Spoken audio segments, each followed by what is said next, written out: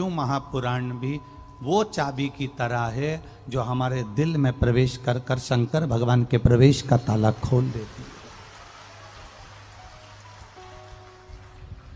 शिव जी के प्रवेश का ताला खोलने की ये चाबी है शिव महापुराण, जिसके अंदर बैठकर भले आप आस्था चैनल पर सुन रहे हो, फेसबुक यूट्यूब पर सुन रहे हो, चाहे इस पंडाल में बैठकर सुन रहे हो, पर ये आपके हृदय में शंकर भगवान के प्रवेश का ताला खोल रही है। शिव आपके भीतर प्रवेश करें, ये शिव पुराण वो प्रयास कर रही है। ये शिव महापुराण ये प्रयास करती है कि आपके हृदय में, आपके चित्त में, आपके दिल में, आपके हृदय के अंदर शिव तत्व विराजमान।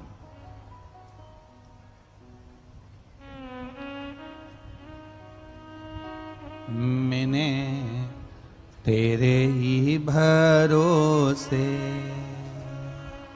बाबा, तेरे ही भरोसे हवा बिच उड़ती जावांगी बाबा, डोर हथो छड़ी नाम कटी जावांगी।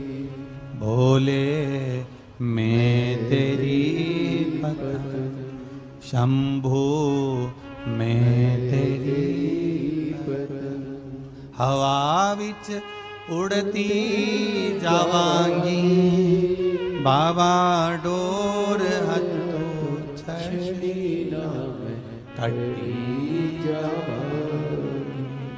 आप चाबी का काम अंदर तक पहुंचकर ताले को खोलने का है। हथौड़े का काम ताला खोलेगा पर तोड़कर खोलने का है। हमें भगवान को पाना है पर किसी का दिल तोड़कर नहीं पाना। हमें भगवान को पाना है तो अपने भीतर ताले की मन की चाबी को घुमाकर परमात्मा को प्राप्त करने का केंद्र बनाना। वो मिलता है।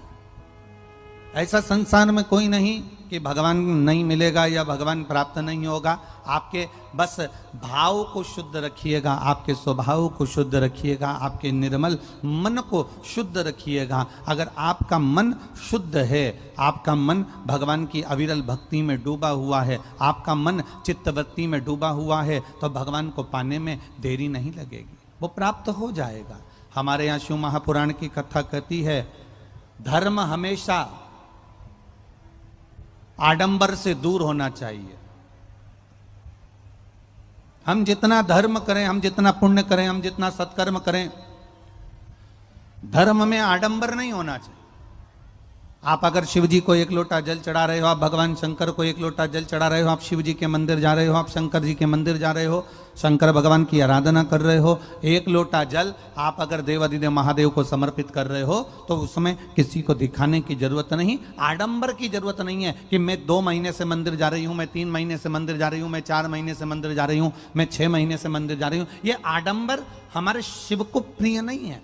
हमारे यहाँ तो आप अपना कर्म करते जाओ, आप भगवान के दरवाजे जाते जाओ, तेरे मंदिर में आना मेरा काम है और मेरी बिगड़ी बनाना तेरा काम है। हम आडंबर से दूर हो जाए। धर्म आडंबर रहित होना चाहिए, मन हमेशा वासना रहित होना चाहिए, वासना से दूर हमारा मन होना चाहिए, और भजन हमेशा कामना से दूर होना चाहिए कि मैं भगवान को एक लोटा जल चढ़ाऊंगी तो भगवान मुझे ये देगा, मैं भगवान के मंदिर जाऊंगी तो भगवान मुझे ये देगा, मैं देवघर जाऊंगी और सुल्तानगंज से एक लोटा गंगा जल भर के शिव जी को चढ़ाऊंगी तो देवघर वाला मुझे ये देगा। ना ना, शिव महापुराण की कथा कहती है भगवान के मंदिर तक वही पहुंचता है, शिव महापुराण की कथा तक वही पहुंचता है, गुरु के दरवाजे तक वही पहुंचता है जिसके ऊपर महादेव की करुणा होती है, वरना वो पहुंचता ही नहीं। अगर आप देवघर तक जा रहे हो, आप अगर सुल्तानगंज तक जा रहे हो, आप एक लोटा गंगा जल भरकर महादेव को चढ़ा रहे हो तो समझ लेना शिव ने आपको याद किया है। आप अगर शिव महापुराण की कथा तक खगड़िया गांव तक आए हो, इस बिहार की पावन धरा पर शिव महापुराण की कथा को श्रवण कर रहे हो, तो समझ लेना कि देवाधिदेव महादेव ने याद किया है। आप रिमोट पकड़कर टीवी के चैनल चेंज करते करते एकदम शिव महापुराण की कथा पर आकर रुक गए हो, समझ लेना कि भगवान शंकर ने याद किया है। आप मोबाइल पर व्हाट्सएप चलाते चले, फेसबुक चलाते समय, यूट्यूब चलाते समय आपको अगर शिव महापुराण का एक कोई छोटा सा संवाद 30 सेकंड की अगर क्लिप भी सुनने को मिली है, तो समझ लेना शंकर जी ने आपको याद करा है, तो हमको शिव का कोई मैसेज मिला है, शंकर भगवान की कोई कथा मिली है। आप कथा के पंडाल में बैठे हो तो ये विश्वास मानकर चलना कि भगवान शिव ने हमको याद किया, इसलिए यहां बिठा दिया। वरना ये 2 बजे से 5 बजे तक तो अपने घर पे बैठे रहते हैं, एसी का रूम, कूलर, साथ में थोड़ा थोड़ा चाय, और अगर जोरदार भोजन वोजन हो गया होगा तो पेट भर कर भोजन करके आराम से बैठे मिलते। कौन यहां पर ये धूप में आराम से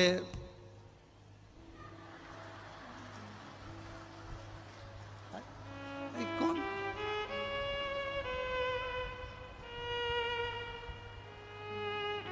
अरे बोलो तो जम के यहां बैठ के कौन पंखा हिलाता रहता है?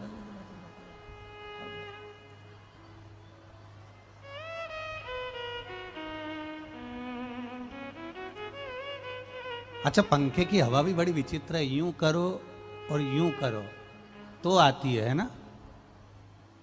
तो भगवान की भक्ति की हवा भी ऐसी है, घर छोड़कर महादेव तक जाओ और महादेव से वापिस घर आओ, भगवान करुणा कर ही देता हवा की तरह। शिव है। कौन यहाँ बैठा रहे? अपने अपने घर में पंखा लगा, अपने अपने घर में कूलर लगा, अपने अपने घर में एसी लगा, अपने अपने घर में बढ़िया भोजन, बढ़िया चाय, समय पर भोजन। 2 बजे का समय, ये तुम्हारा कोई पंखा हिलाने का समय है? यहाँ तो तुम आराम से चकाचक सो रहे होते या फिर कोई कार्य में लगे होते। तुम कौन यहाँ पर बैठे रहते? ये तो मेरे देवाधिदेव महादेव ने तुमको याद किया और पकड़ कर यहाँ तक ले आए, तो तुम यहाँ बैठे हो। ये शिव की करुणा है। तेरी कृपा बिना ना हिले एक भी अणु, और लेते हैं श्वास तेरी कृपा से तनु तनु। हे गंगाधार मुक्ति द्वार ओमकार तू, भोले ओमकार तू। आयो शरण तिहारी शंभु तार तार तू। धर्म हमेशा आडंबर से विहीन होना चाहिए, आडंबर रहित होना चाहिए। हमें किसी को दिखाकर भगवान का भजन नहीं करना, हमें किसी को दिखाकर भगवान की पूजन नहीं करना, हमें किसी को दिखाकर भगवत भजन नहीं करना, हमें किसी को दिखाकर 1 लोटा जल नहीं चढ़ाना। हमें अपने मन से, अपने चित्त से, अपनी वृत्ति से, अपने हृदय से शिव की आराधना करना है, भगवान शंकर की भक्ति करना है, अपने मन से करना है, ये दिखावे से नहीं।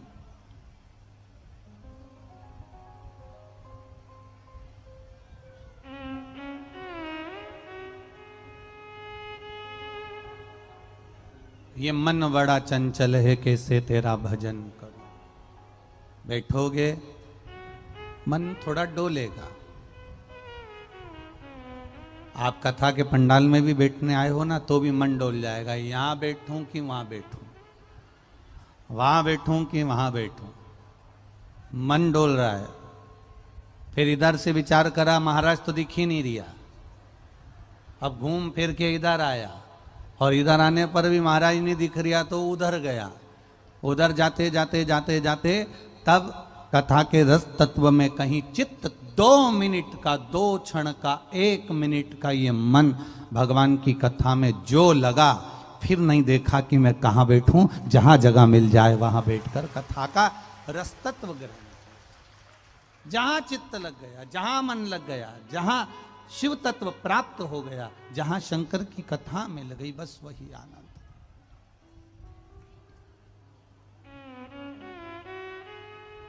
रिझाओ शिव को।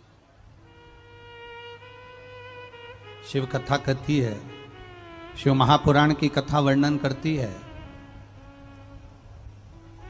2 तरह की गाड़ी होती है।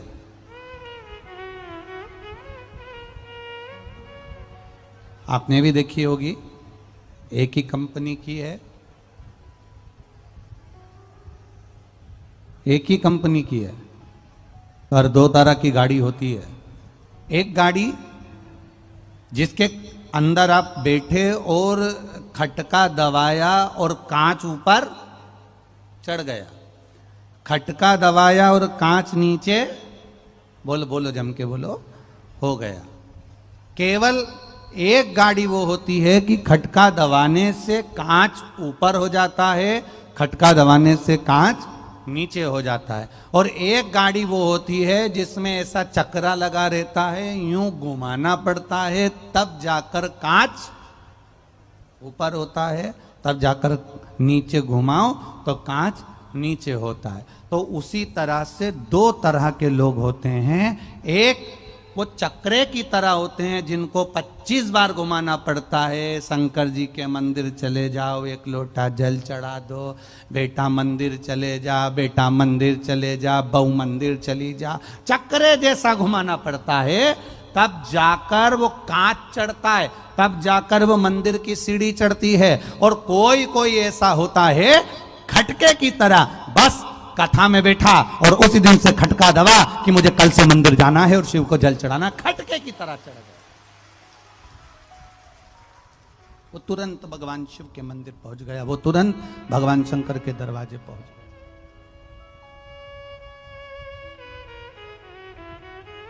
कांच दो तरह के, एक कांच को घुमाना पड़ रहा है और एक कांच में खटका लगा हुआ है, खटके वाला तुरंत चढ़ जाता है, तुरंत उतर जाता है। एक मनुष्य वो होता है जो आस्था चैनल पर कथा सुन रहा है, फेसबुक यूट्यूब पर कथा सुन रहा है, मोबाइल में कथा सुन रहा है, यहाँ पंडाल में बैठकर कथा सुन रहा है, उसकी चित्तवृत्ति में थोड़ी सी देर की अगर कथा आती है, 10 मिनट 5 मिनट 15 मिनट 20 मिनट की वो कथा अगर श्रवण कर लेता है तो उसके चित्त में आ जाता है कि मुझे क्या करना है, मुझे शंकर भगवान को बेलपत्र कैसे चढ़ाना है, मुझे शिव जी का गुणगान कैसे करना है, मुझे शंकर का स्तवन कैसे करना है, मुझे शंकर भगवान के मंदिर कैसे जाना है, मुझे दुर्वा कैसे चढ़ाना है, मुझे 5 बेलपत्र कहाँ चढ़ाना है, मुझे भगवान शंकर को पुष्प कहाँ चढ़ाना है। उसकी चित्तवृत्ति में यह कथा रम जाती है।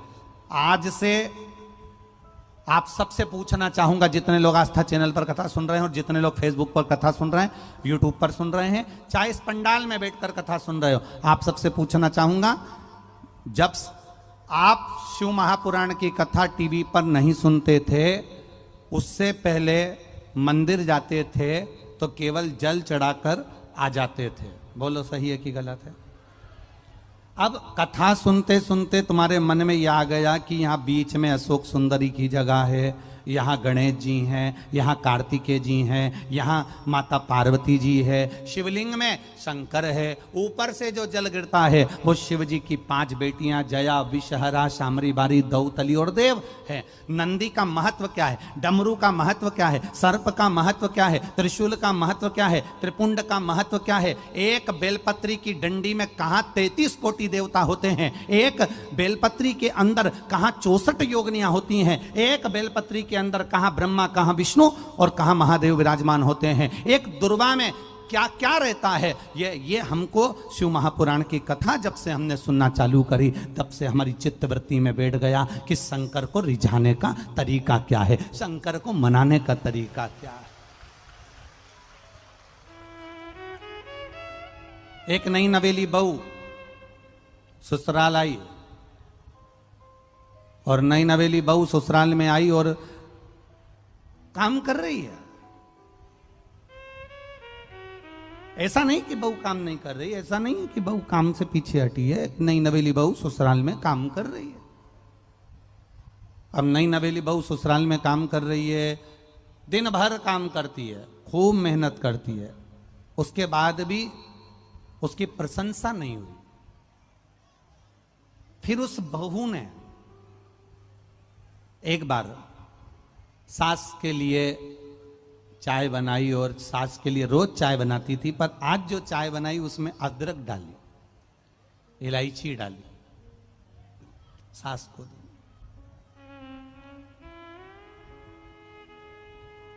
उस नई नवेली बहू ने सास को अदरक की चाय दी।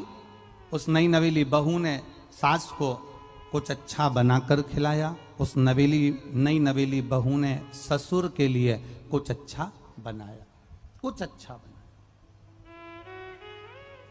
अब अभी तक उसने जो काम किया था सब अच्छा कर रही थी, पर अब जो उसने ससुर की पसंद का भोजन बनाया या ससुर के पसंद का कोई पकवान बनाया या सास के पसंद की कोई चीज बनाई, तो ईमानदारी से बोलो कि उसको अब ये मालूम पड़ गया किससे?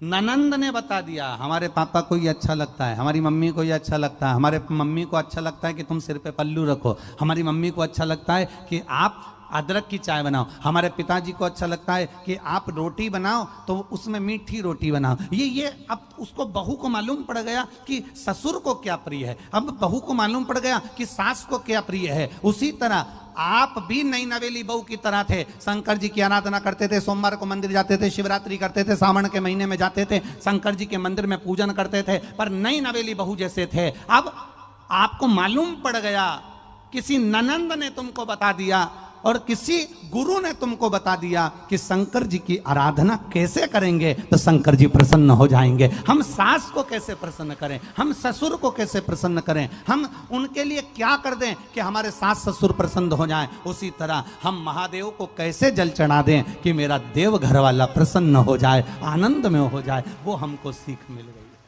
वो हमको प्राप्त हो गया।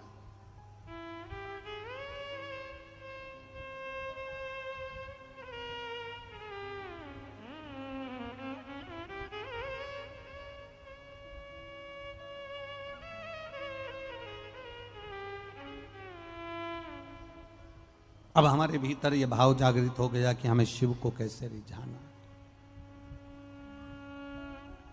अब हमारे भीतर यह भाव जागृत हो गया कि हम शंकर जी को किस तरह से रिझा सकते हैं।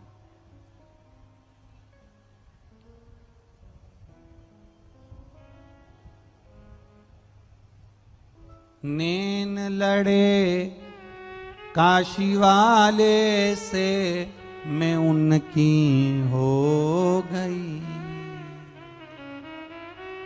नैन लड़े डमरू वाले से मैं उनकी हो गई। अब जब से बाबा से नैन लड़ गए, जब से बाबा से चित्त लड़ गया, जब से शिव महापुराण की कथा हमारे हृदय में विराजमान हो गई, तब से जो लगन लगी, ऐसी लगन लगी कि अब कहीं वो मन रमता ही नहीं है। 2 बजती है और हाथ में रिमोट आकर टीवी खुल जाती है, मोबाइल हाथ में आ जाता है, पंडाल में पहुंच जाते हैं, कथा का रस तत्व ग्रहण कर लेते हैं और हमारे दुख को काट रहा है हमारा शिव। एक पत्र आया, देखिए,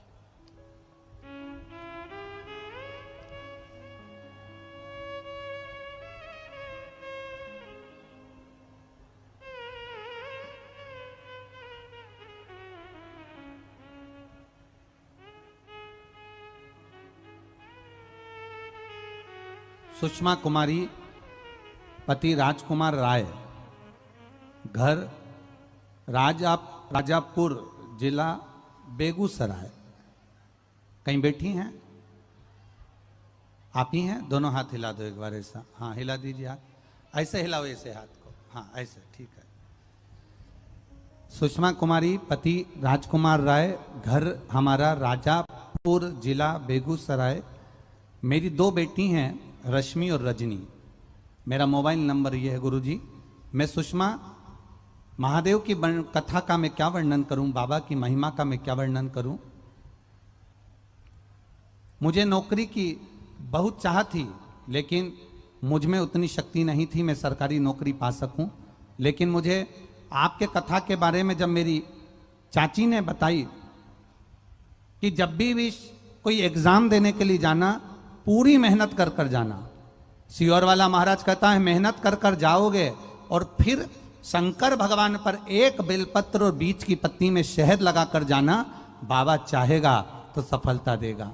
गुरुदेव, एक मेरी चाची ने जैसे ही मुझे बताया कि बेलपत्री में शहद लगाकर शिवजी को लगाकर फिर जाना, मैंने वही करा और ANM का ऑनलाइन एग्जाम देना प्रारंभ किया।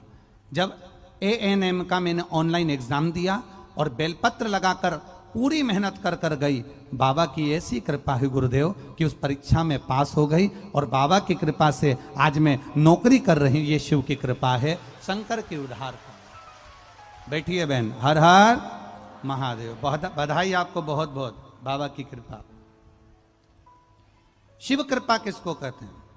खुशबू कुमारी, पति नीतीश कुमार, जिला बांका, बिहार की निवासी हूं। कहीं बैठी हो तो हाथ हिला सकती हैं, कहीं बैठी हो तो हाथ हिला सकती हैं। खुशबू कुमारी, पति नीतीश कुमार, जिला बांका, बिहार निवासी हूं। कहीं बैठी हो तो हाथ हिला सकती हैं, जहां कहीं भी बैठी हो। गुरुदेव कहीं बैठी हैं क्या? दिख गई हैं?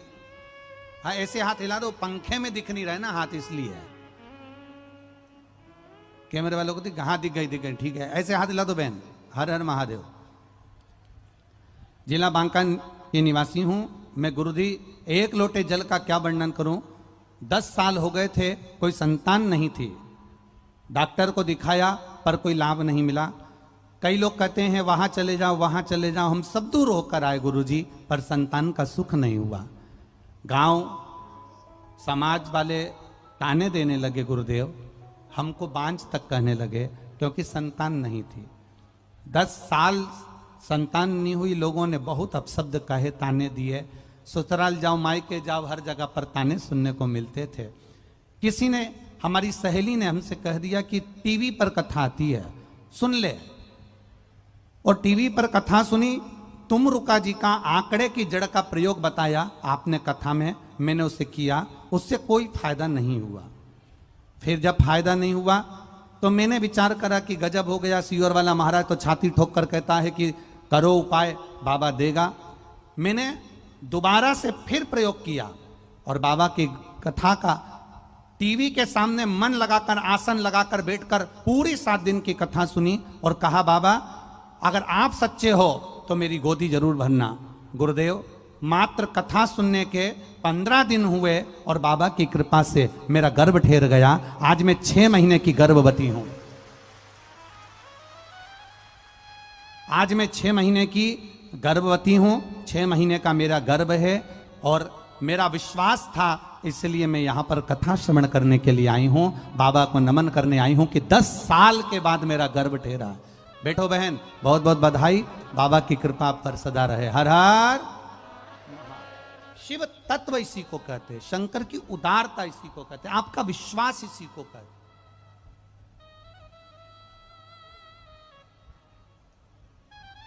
आप इतने सारे कथा सुनने आए हो, लाखों की संख्या में आए हो, पंडाल भरे हुए हैं, डूम भरे हुए हैं, बाहर आप लोग बैठे हो, पेड़ के नीचे बैठे हो, जहां जगह मिल रही है वहां जा जाकर आप लोग बैठे हुए हो, छाता लगाकर, चादर लगाकर, जहां जैसे आप बैठे हो। मेरा आप सबसे निवेदन है, हम आपको दिख रहे हैं ना दिख रहे हैं, आप हमको दिख रहे हो ना दिख रहे हो, उससे मतलब मत रखना। मतलब ये रखना कि मैं शिव महापुराण की कथा में आई हूं, मतलब मैं मेरे बाबा को अपने दिल की बात कहने को आई हूं और मेरा बाबा मेरी झोली भरेगा, ये आस लेकर आई। खाली न जाता कोई दर से तुम्हारे, खाली न, सब बोलिए, दर से मैं भी खड़ी हूँ नन्ही बाहें पसार, मैं भी खड़ा हूँ नन्ही बाहें पसार, अपने हृदय से लगा लो, लगा लो, गिरी जा रही हूँ,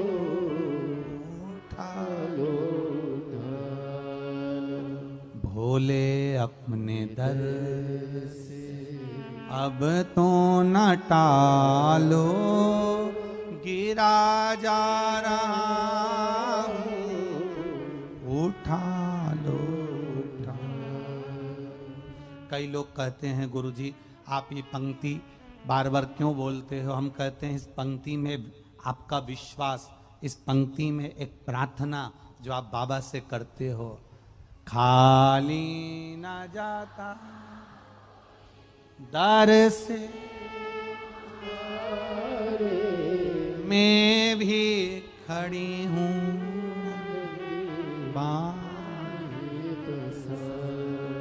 अपने हृदय लगा लो गिरा जा उठा। हम ये कई लोग कहें कि आप बार बार बोलते हो, हम कहते हैं ये बाबा से प्रार्थना अपने दिल से, अपने हृदय से, अपने चित्त से आप बाबा से कहो।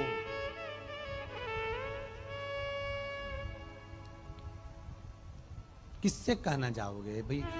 ब्रह्मा जी ब्रह्मलोक में रहते हैं, भगवान विष्णु वैकुंठ लोक में रहते हैं, इंद्र लोक में रहते हैं, देवता देवलोक में रहते हैं। आप में से कोई ऐसा है जो अपने मन की बात कहने के लिए ब्रह्मा जी के पास जाएगा? बोलो जम के। ब्रह्मलोक कोई जाएगा कहने के लिए? तुम्हें दुख आएगा तो। देवलोक कोई जाएगा कहने के लिए जब तकलीफ आएगी तो। पितृलोक कोई जाएगा अपने पितरों को कहने के लिए हमारे को ये तकलीफ है? मनुष्य पृथ्वी पर रहता है, मृत्यु लोक में रहता है, वो इतनी दूर जाकर नहीं कह सकता, इतने ऊपर पहुंचकर नहीं कह सकता। इतना जरूर है कि वो पृथ्वी पर रहता है तो पृथ्वी का जो देवता है, देव अधिदेव महादेव, वो अपनी बात एक कंकर उठाकर उसको शंकर समझकर गंगा की रेत को हाथ में लेकर, गंगा के जल को साक्षी मानकर, या किसी शिवालय में जाकर अपने मन की बात बाबा से जरूर कह सकता है कि मुझे ये तकलीफ है, मुझे ये कष्ट है, मैं इस तकलीफ में। दूर मत जाओ। भगवान को ढूंढने के लिए आपको बहुत दूर जाने की जरूरत नहीं है। भगवान आप जहां रहते हो, आपके घर के पास में जो शिवालय हो, आपके घर के पास में जो देवालय हो, आपके घर के पास में जो शंकर का शिवालय हो, जहां शिवलिंग रखा दिख जाए, आप तो वहां चले जाओ, आप कहीं दूर मत जाओ।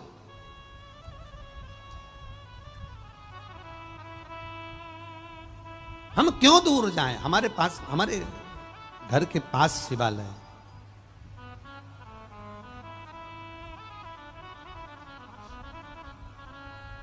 शिव कथा कर रही, दिल से रिझाओगे तो वो मिलेगा जरूर। दिल से रिझाओ। ये मनुष्य की जो देह है, मानव का जो शरीर है ना, ये बड़ा बड़ा विचित्र शरीर है। इसको ताप बड़ा होता है, दुख बड़ा होता है। आप अगर छोटी छोटी बातों को दुख में डूबे रहोगे तो डिप्रेशन में पहुंच जाओगे और टेंशन में पहुंच जाओगे। सामने कितना भी बड़ा दुख क्यों ना हो तो भी चेहरे पर स्माइल रखना, चेहरे पर प्रसन्नता रखना, तो दुख भी कम हो जाएगा और कट भी जल्दी जाएगा। होता है ऐसा नहीं कि दुख नहीं आता, दुख अच्छे से अच्छा महाराज, कितना भी बड़ा कथाकार हो, कितना बड़ा भी संत हो, कितना बड़ा भी साधु हो, कितना बड़ा भी सन्यासी हो, कितना बड़ा भी तपस्वी हो, कितना बड़ा भी साधक हो, ऐसा कोई पैदा नहीं हुआ संसार में जिसके जीवन में दुख नहीं आया। भगवान राम भी अगर पृथ्वी पर आए तो उनकी जिंदगी में भी दुख आया। भगवान कृष्ण भी अगर पृथ्वी पर आए तो उनकी जिंदगी में भी दुख आया। कारागार में जन्म लेना पड़ा, माँ के पास यशोदा जी के घर गए, वहां से द्वारका गए और अपने ही परिवार वाले शिशुपाल जैसे गाली बकने वाले बुआ के छोरे मिल गए, खुद के अपने मिल गए। मेरे राम जी महाराज के जीवन में दुख आया, कैकेयी माता ने वन भेज दिया, 14 वर्ष का वनवास काटा, दर दर भटके। संसार में अगर जन्म लिया है, कोई संत साधु सन्यासी तपस्वी साधक उपासक, कोई कथाकार, कोई वक्ता, कोई महाराज तुमसे कह दे कि तुम्हारी जिंदगी में दुख नहीं आने दूंगा, तो हमको भी एक बार मिला देना। जिंदगी में दुख जरूर आएगा, पर उस दुख को कोई काट नहीं सकता। उस दुख को केवल मेरा काल अधिपति महाकाल काट सकता है, फिर कोई नहीं काटेगा। कोई तुमसे कि हमारे पास में आओ, हम तुम्हारे हाथ में ऐसी बेल बांध देंगे, तुम्हारा दुख कट जाएगा। हम तुम्हें ऐसी भभूति दे देंगे, तुम्हारा दुख कट जाएगा। हम तुम्हें यह बता देंगे, इससे दुख कट जाएगा। ना ना ना ना, दुख एक ही जगह कट सकता है। तेरे मंदिर में आना मेरा काम है और मेरी बिगड़ी बनाना तेरा काम है। उसके दरवाजे जाते रहो, उसकी चौखट पर जाते रहो, उसके द्वार जाते रहो, उसको एक लोटा जल चढ़ाते रहो। अपने घर का एक लोटा जल जब हम महादेव को लेकर जाते हैं, हमारे रसोई घर में हम छोटा सा रसोई घर है, छोटा सा मटका है, छोटी सी टंकी है, थोड़ा सा पानी है। घर में रोज प्रतिदिन कितना क्लेश होता है, हमारे घर में कितनी बीमारियां हैं, हमारे घर में कितना दुख है, हमारे घर में कितनी तकलीफ है, ये पूरे घर के लोगों को मालूम है। और दूसरा, हमारे घर में जो पानी भरने का मटका होता है, हमारे घर में जो पानी की टंकी होती है, हमारे घर में जो जल रखा जाता है, उस परिंडे को, उस मटके को, उस हंडे को मालूम है कि तुम्हारे घर में कितना तकलीफ, कितना कष्ट, कितना क्लेश, कितना दुख है। इसलिए मंदिर का जल उठाकर मंदिर के जल को शंकर पर मत चढ़ाओ, अपने घर से लोटा भर के जल लेकर जाओ, क्योंकि हमारे घर के जल को ये मालूम है कि इस परिवार को कितना दुख है। जब ये जल हमारे घर का शंकर जी को चढ़ेगा तो शंकर जी को मालूम पड़ेगा। वो जल भी शिव से कहेगा कि इसके यहाँ ये तकलीफ है, ये जल भी शंकर से कहेगा कि इसको इतना कष्ट है। वो जल हमारी बात महादेव तक कह पहुंचा सकता है, वो जल हमारी बात महादेव से कह सकता है। आप अपने दिल की बात जल के माध्यम से ही तो शिव से कह रहे हो। सारी समस्या का हल एक लोटा। आप अपने देवाधिदेव महादेव से अपने मन की एक पत्र आया, देखिए।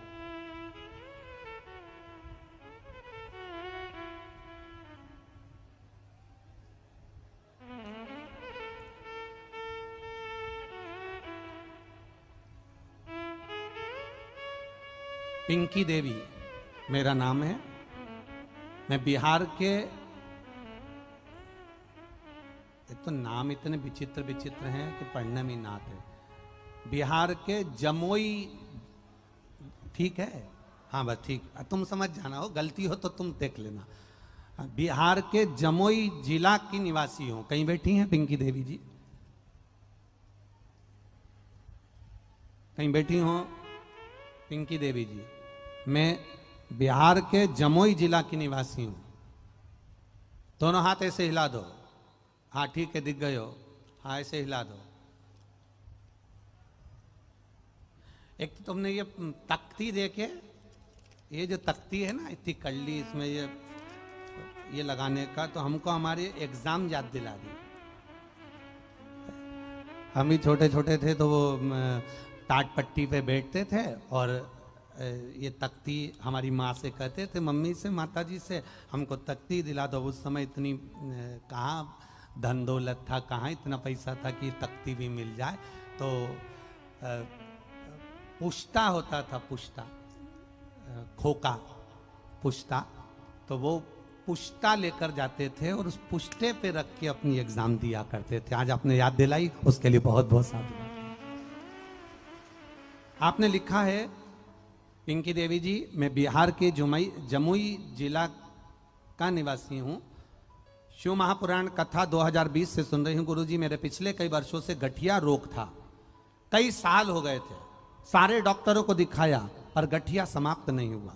पूरा शरीर अकड़ जाता था, पूरे शरीर से काम नहीं बनता था और पड़ी रहती, बड़ी तकलीफ में जीवन निकला और गठिया का रोग समाप्त नहीं हुआ। तब किसी के कहने पर एक बार टीवी पर शिव महापुराण की कथा श्रवण करी और एक लोटा जल महादेव को चढ़ाना प्रारंभ करा। पशुपतिनाथ का व्रत करना प्रारंभ करा। जल चढ़ाती, बेलपत्र चढ़ाती, एक बेलपत्र उठाकर लाकर मंदिर में ही आपने कहा था शंकर भगवान का दर्शन करते हुए खाना। मैंने खाना चालू करा। बाबा की कृपा से आज दवाइयां खत्म हो गई और मेरा गठिया का रोग ठीक हो गया। मैं बाबा को प्रणाम करने आई। यह शिव तत्व है।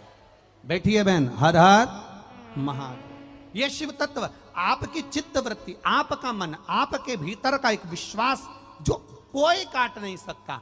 दुनिया में किसी की सामर्थ्यता नहीं कोई आपका दुख काट दे। आपका दुख आपको काटना पड़ेगा। हमारे हाथ में खुजाल चली, हमको खुजाना है। हमको खांसी चली, हमको खांसना है। हमको छींक चली, हमको छींकना है। हमको भूख लगी, हमको भोजन करना है। हमको प्यास लगी, पानी हमको पीना है। पड़ोसन को कितना भी पानी पिला दो, तुम्हारी प्यास बुझ जाएगी क्या?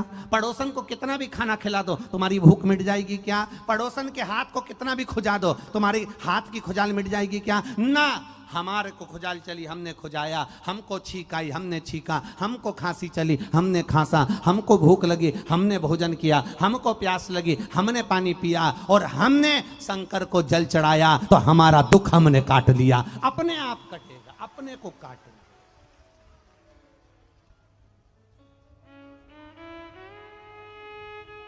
अपने दुख को अपने आप काटे। सियोर वाला महाराज आकर तुम्हारे घर में नहीं बैठेगा, और ना सियोर वाला महाराज तुम्हारे दुख को काटेगा। अगर सियोर वाले महाराज का कोई दुख काट रहा है तो वो महादेव काट रहा है, तो तुम्हारा भी दुख वो महादेव ही काटेगा। ये निश्चित था, ये निश्चित।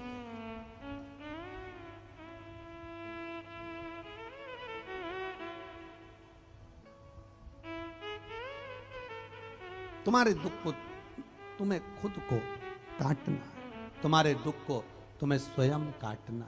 किसी की सामर्थ्यता नहीं है, किसी की सामर्थ्यता, किसी की, आप स्वयं काटिए।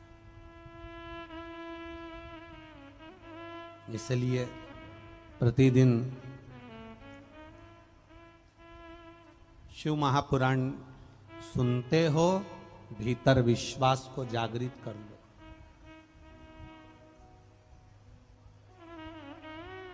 ब्रह्मलोक जाकर कोई ब्रह्मा जी से नहीं कहेगा कि मेरा दुख काट दो। देवलोक जाकर कोई देवताओं से नहीं कहेंगे कि मेरा दुख काट दो।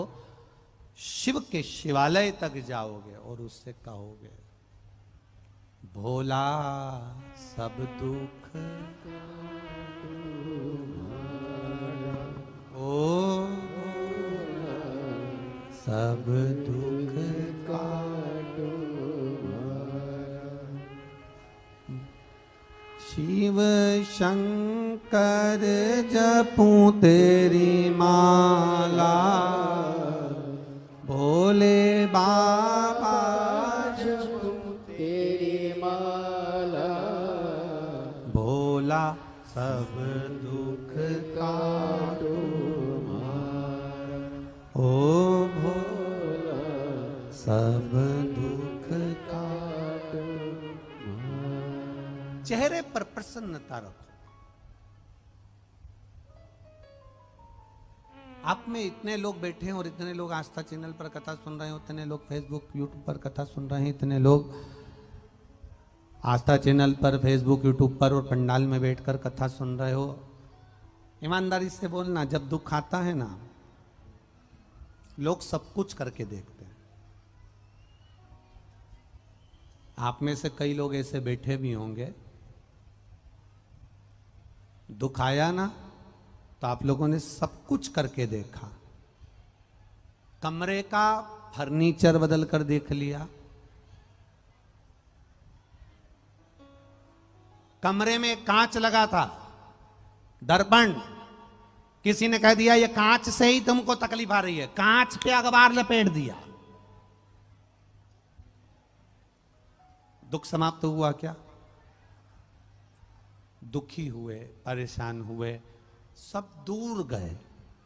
ऐसा कोई दरवाजा नहीं था जहां तुम नहीं गए होगे, हर जगह गए, प्रत्येक जगह। सब दूर फिरने के बाद में फिर किसी ने कहा कि तुम वहाँ चले जाओ और वहाँ जाकर अपनी जो है कुछ भाव उसे व्यक्त करो। तो तुमने नग भी बदले, अंगूठियाँ भी बदली, सब अपनी पोथी पाने भी खोले गए, और बचा कुचा था तो अपने घर का बाथरूम बदल दिया, किचन बदल दिया, रसोई घर बदल दिया। बचा कुचा था, किसी ने कहा कि तुम्हारी गाड़ी जब से ली है तब से तुम तकलीफ में हो, तो उन्होंने गाड़ी भी बेच दी। किसी ने कहा इस मकान में रह रहे हो तब से तकलीफ में हो, इसलिए कोई ने आपका मकान तक बदलवा दिया, मकान तक बदल दिया।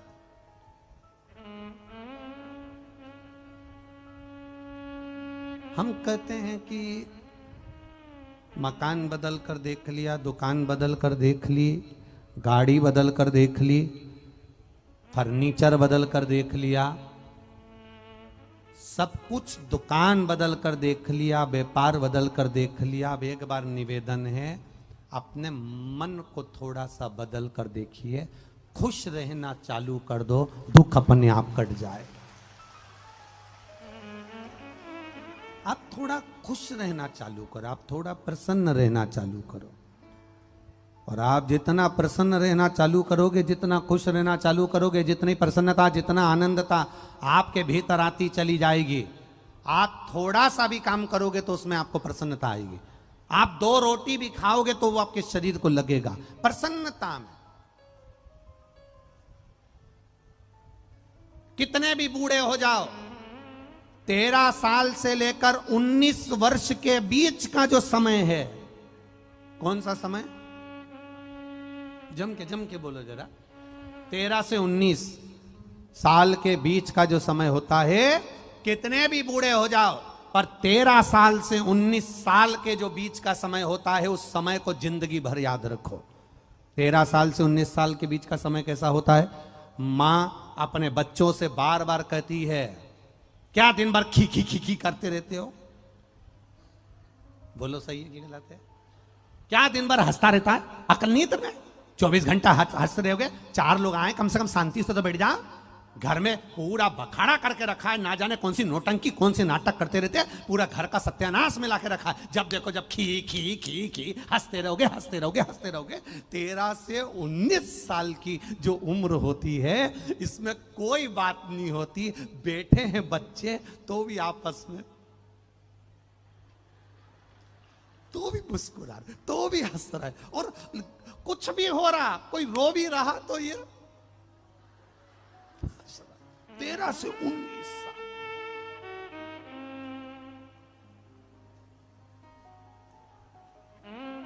और उधर से मम्मी आंख दिखा रही है, उसकी मां आंख दिखा रही।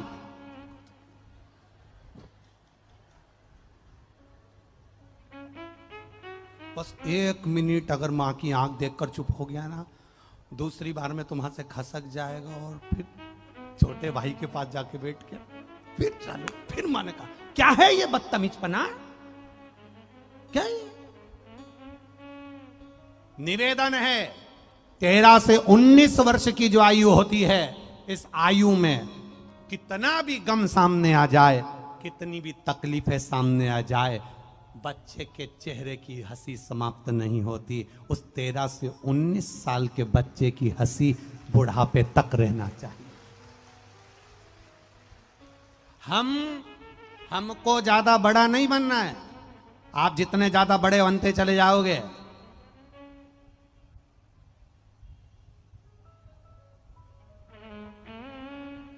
बड़े बनने पर 3 चीजें चली जाती हैं। एक चेहरे की हंसी,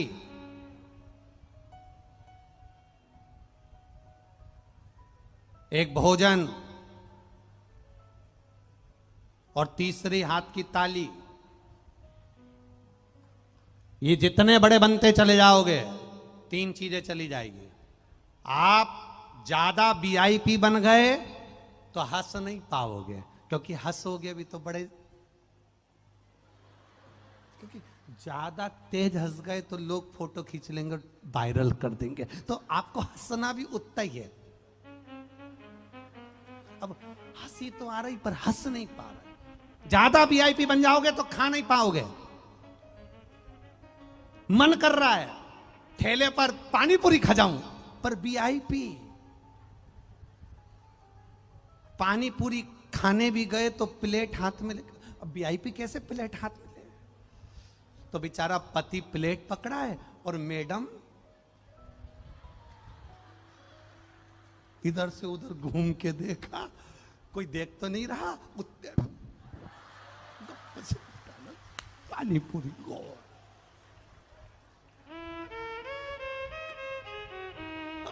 ज्यादा वीआईपी बन जाओ तो ना हंस सकते हो, ना बोलो बोलो बोलो जम के खा सकते हो, और ज्यादा वीआईपी बन जाओ तो ना ताली बजा सकते। भजन में भी बैठे ना कोई वीआईपी कुर्सी मुर्सी लगा के, सुंदर कांड हो रहा, रामायण हो रही, गीता हो रही, कोई फंक्शन हो रहा, कथा हो रही, और कोई वीआईपी बैठ जाए तो जब कोई हंसी की या ताली बजाने की बात आए तो ताली भी। और जो वीआईपी है ही नहीं वो तो आराम से बजा रहा, चल खच मारा, उसके सोचे ही नहीं तो कहा करना।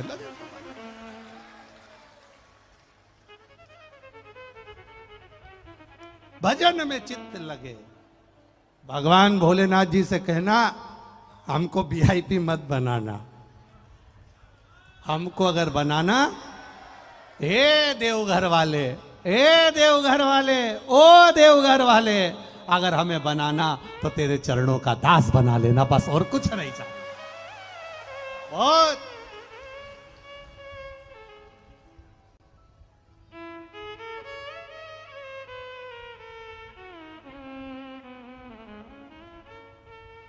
एक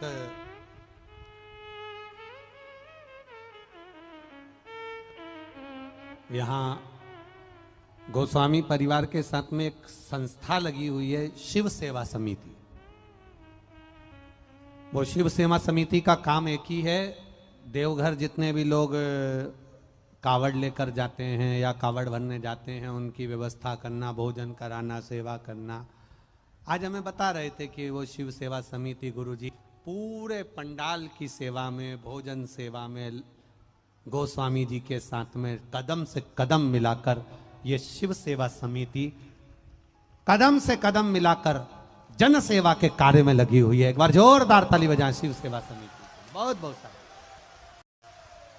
कदम से कदम मिला और मिले शरीर। बाबा से बस इतना निवेदन, मिले शरीर तो इस शरीर से कोई अच्छा कार्य हो जाए, इस शरीर से कोई भगवत भजन हो जाए, इस शरीर से कोई अच्छा कार्य हो जाए। बहुत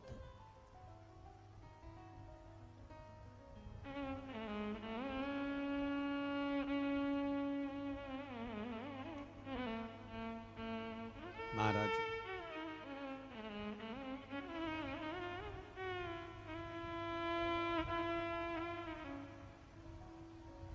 अरे दया की न होती जो आदत तुम्हारी, तो सूनी ही रहती अदालत तुम्हारी। गरीबों के दिल में जो जगह तुम न पाते, तो किस दिल में होती इबादत तुम्हारी, तो किस दिल में होती इबादत तुम्हारी। अरे तेरी मेहरबानी का है बोझ इतना, तेरी मेहरबानी का है बोझ इतना, तेरी मेहरबानी का है बोझ इतना, तेरी मेहरबानी का है बोझ इतना। जिसे मैं उठाने के काबिल नहीं हूँ, जिसे मैं उठाने के,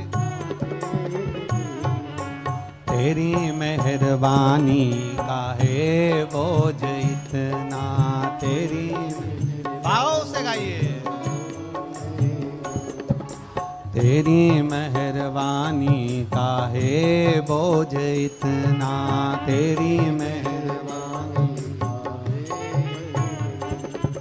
जिसे मैं उठाने के काबिल नहीं हूँ, जिसे मैं उठाने,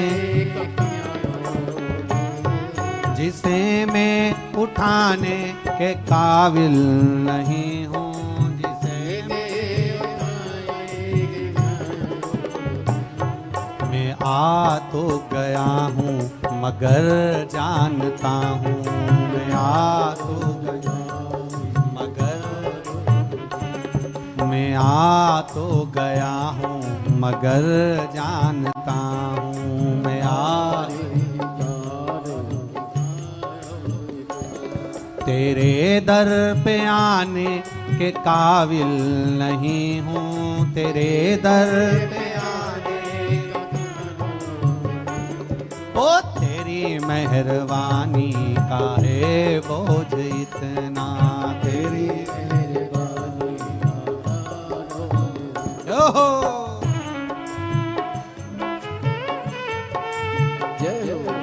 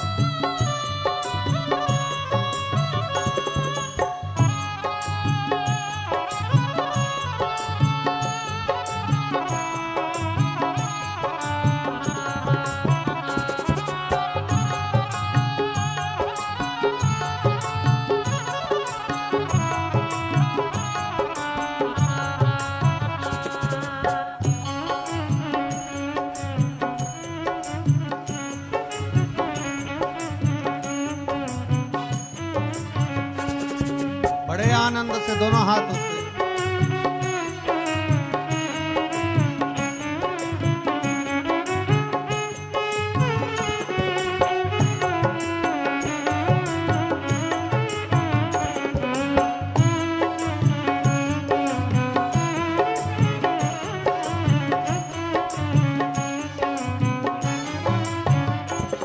ये माना की दाता हो तुम कुल जहाँ के ये माना की दाता हो तुम कुल जहाँ के मगर कैसे झोली फैलाऊं मैं आके मगर कैसे झोली फैलाऊं मैं आके बाबा आ तो गया हूँ मगर जानता हूँ आ तो गया हूँ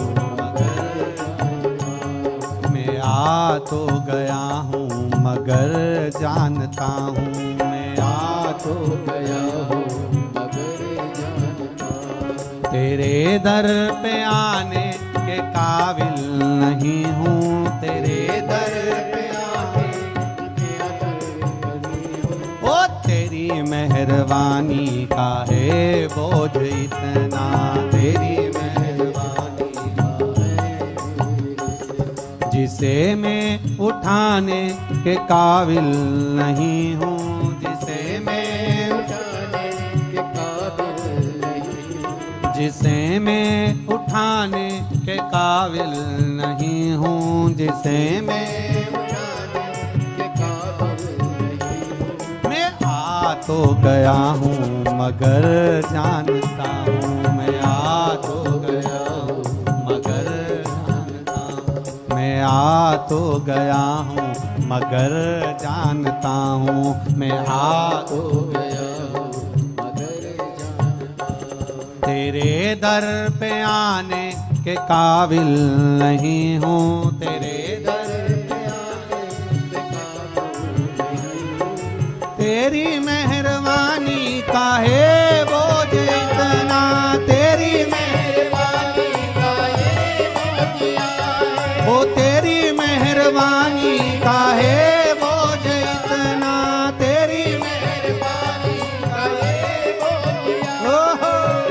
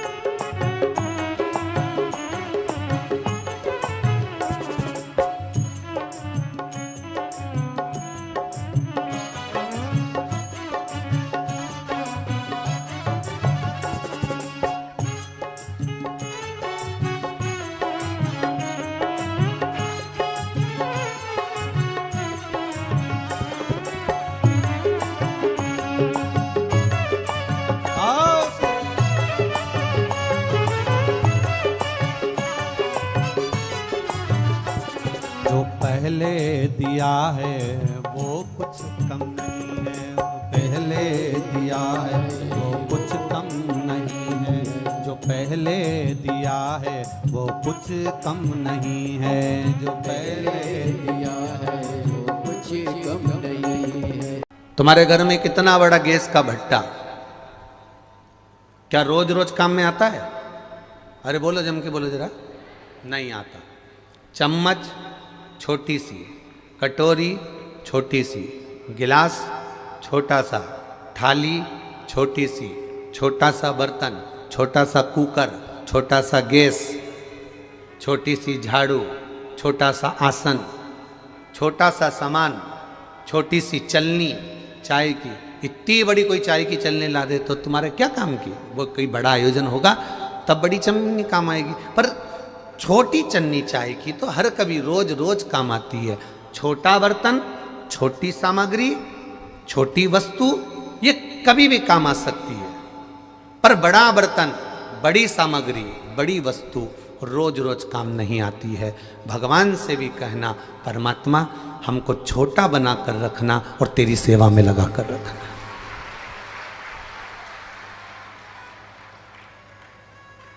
हमें छोटा बना कर रखना और तेरी सेवा में लगा कर रखना, तेरी सेवा से दूर मत करना। ज़्यादा बड़ा बना दोगे, ज़्यादा बड़े हो जाएंगे, तो फिर वो बड़ा बर्तन, बड़ा भगोना, बड़ी परात कभी कभी काम आती है। जब कहीं कुबेरेश्वर धाम पर कथा हो तो बड़ा बर्तन निकल कर बाहर आता है, छोटा बर्तन नहीं है।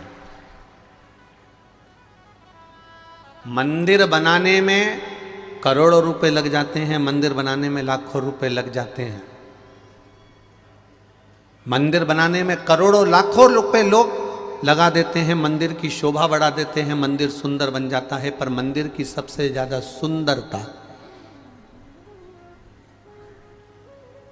उस पूरे बने हुए मंदिर की रौनकता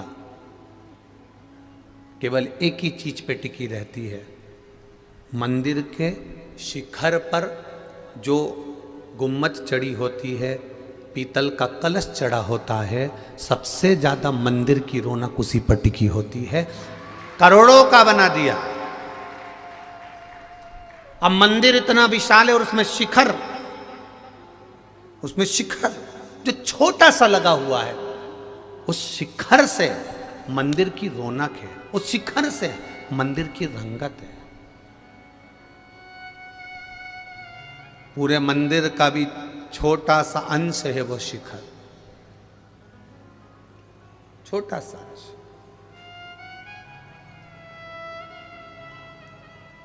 जितने छोटे रहोगे उतने परमात्मा के करीब,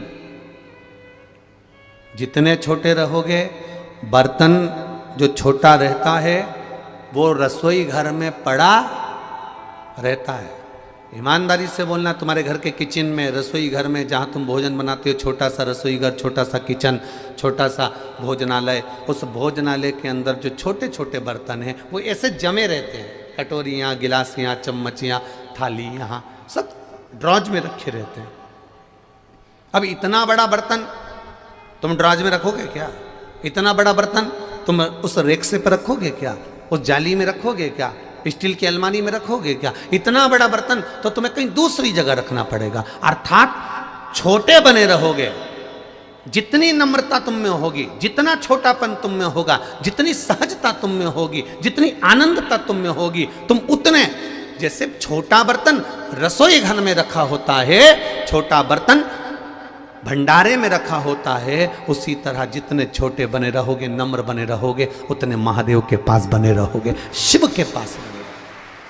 जितने बड़े बर्तन होते चले जाओगे, जितना बड़ा पात्र होते चले जाओगे, जितने बड़े भगोने होते चले जाओगे, जितना बड़ा बर्तन बनते चले जाओगे, जितने बड़े बनते चले जाओगे, उतना तुम्हें महादेव भी दूर करते चले जाता है कि अब मैं तुम्हें करीब नहीं रख सकता, क्योंकि ये पात्र बड़ा हो गया, ये कभी कभी निकलेगा, ये बर्तन कभी कभी काम आएगा। छोटा रहता तो मेरा रहता। भगवान मेरा महादेव भागवान बनाता है। मेरा महादेव क्या बनाता है? भागवान बनाता है, अर्थात भाग्यवान बनाता है। मेरा महादेव संपूर्ण विश्व के लोगों को भाग्यवान बनाने का प्रयास करता है, पर धीरे धीरे धीरे धीरे लोग समझते हैं कि हम खुद से भाग्यवान बने हैं, खुद से भाग्यवान बने हैं, तो वो धीरे धीरे भगवान की जगह स्वयं भगवान बनने का प्रयास करने लगते हैं, और भगवान बनने का प्रयास करने लगते हैं तो फिर वो भगवान की निगाह से नीचे चले जाते हैं, भगवान की दृष्टि से नीचे चले।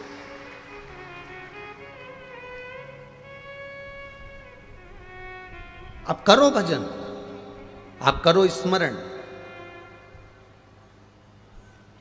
आप भगवान की भक्ति को जितना धारण कर सकते हो करो। ये कुबेरेश्वर धाम की पावन कथा कर रही, अपने निर्मल मन को भगवान के चरणों में छोड़ने का प्रयास करो। हम तुमसे ये कभी नहीं कहते कि तुम 24 घंटा जाकर मंदिर में बैठ जाओ, या 24 घंटा जाकर कथा में बैठ जाओ, या 24 घंटा जाकर तीर्थ में बैठ जाओ। ना ना ना ना, अपने घर में रहो। हम तो कई बार कथाओं में कहते हैं कि छोटे छोटे बच्चे अगर तुम्हारी गोदी में हैं तो उनको लेकर कथा में मत पहुंचो। घर में बुजुर्ग माता पिता बीमार पड़े हैं तो तुम कथा में मत पहुंचो। क्यों? वो छोटे बच्चे की सेवा कर लोगे, वो बुजुर्ग माता पिता की सेवा कर लोगे तो सीहोर वाला महाराज की शिव पुराण का फल वैसे ही मिल जाएगा।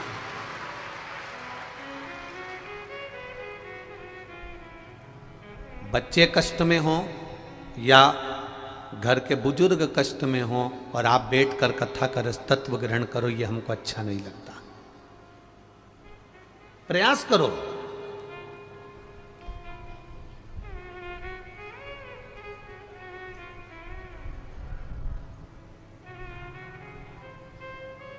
उससे विनती करते रहो।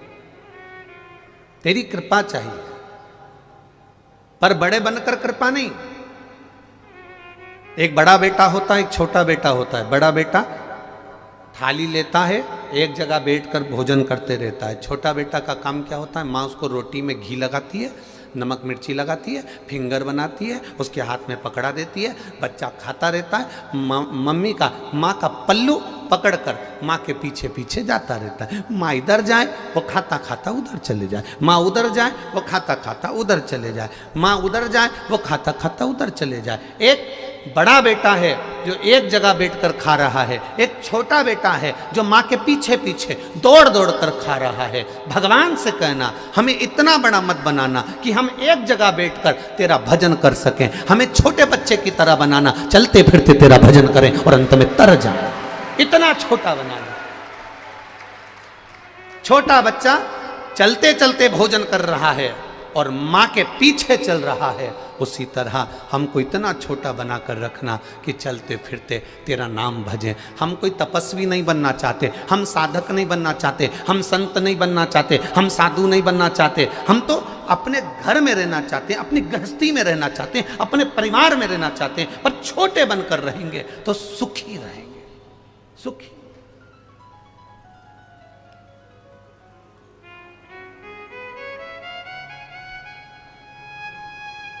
अभी बरहानपुर की कथा में एक बात कही थी, आपके स्मरण में होगी।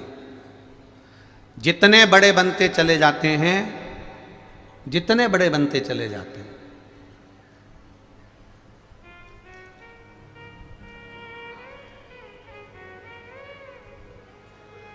उसकी दो चीजें उसके पास से चली जाती है। हम जितने बड़े बनते चले जाएंगे उसकी दो चीजें उसके पास से चली जाएंगी। क्या क्या? एक उसके चेहरे की स्माइल और एक उसके थाली में मलाई। थाली में भोजन में उसके ना तो घी मिलेगा, ना शक्कर मिलेगी, न रबड़ी मिलेगी, न बालूशाही मिलेगी, न जोरदार एक से बढ़कर एक मालपुआ रबड़ी कुछ भी उसकी थाली में नहीं मिलेगी। जितना बड़ा बनता चले जाता है उतनी उसकी स्माइल कम हो जाती है, हंसी कम हो जाती है और थाली में भोजन की मात्रा कम होती चली जाती है। तो ऐसा बड़प्पन किस काम का? ऐसा बड़प्पन किस काम का कि तुम चार लोगों में खुलकर हंस भी नहीं सकते?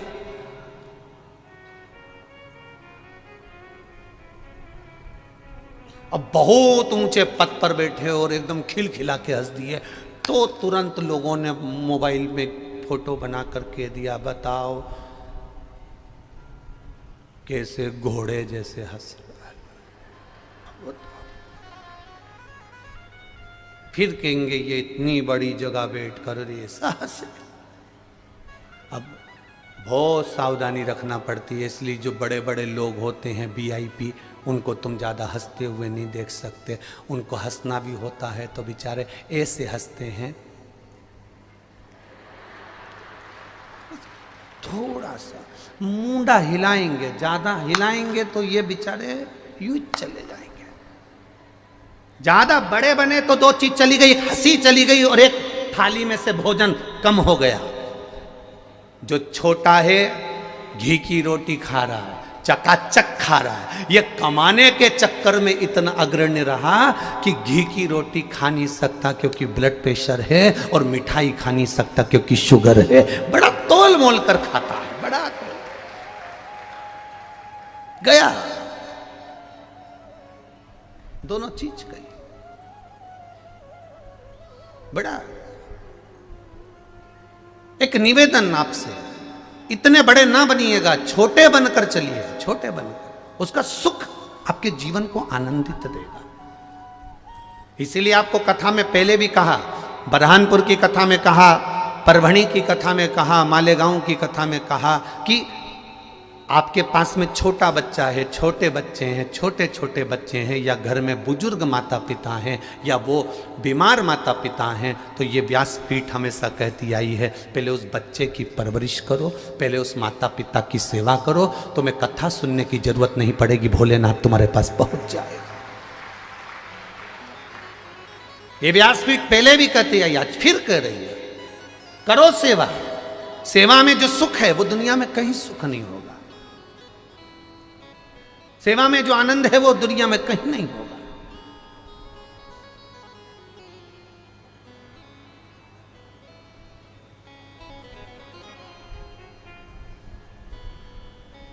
महाराज, तेरी कृपा बिना ना हिले एक भी अणु, लेते हैं श्वास तेरी कृपा से तनो तनो।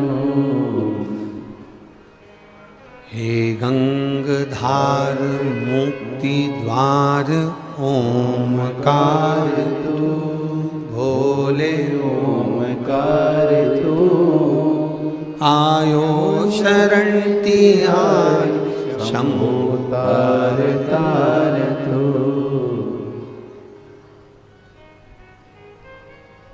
जितने हम बड़े बनते चले जाते हैं उतने हम संस्कारों से विहीन होते चले जाते हैं।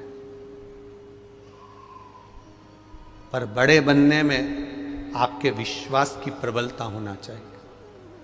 महाराज,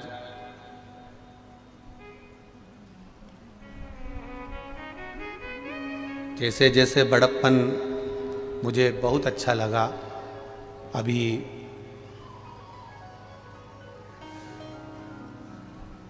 अंबानी परिवार ने एक चीज संसार के लोगों को बहुत अच्छी दर्शाई। एक चीज अंबानी परिवार ने संसार के लोगों को बहुत अच्छी दर्शाई।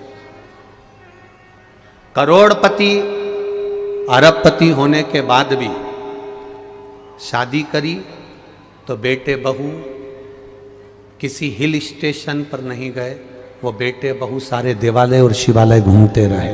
ये प्रेरणा दी। और आप लोगों ने भी मीडिया में देखा होगा, सोशल मीडिया में देखा होगा, कहीं नाथद्वारा जा रहे हैं, कहीं तिरुपति जा रहे हैं, कहीं काशी जा रहे हैं, कहीं सोमनाथ जा रहे हैं, कहीं मल्लिकार्जुन जा रहे हैं। ये प्रेरणा दी है।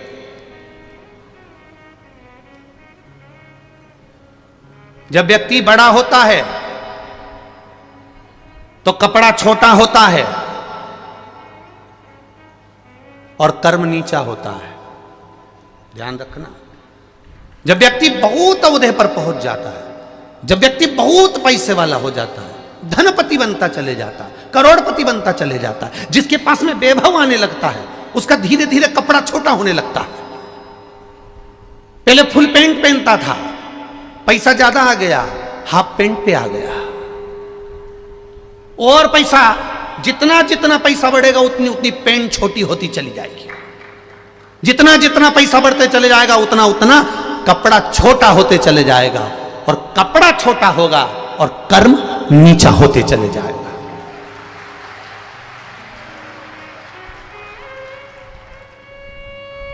पर कई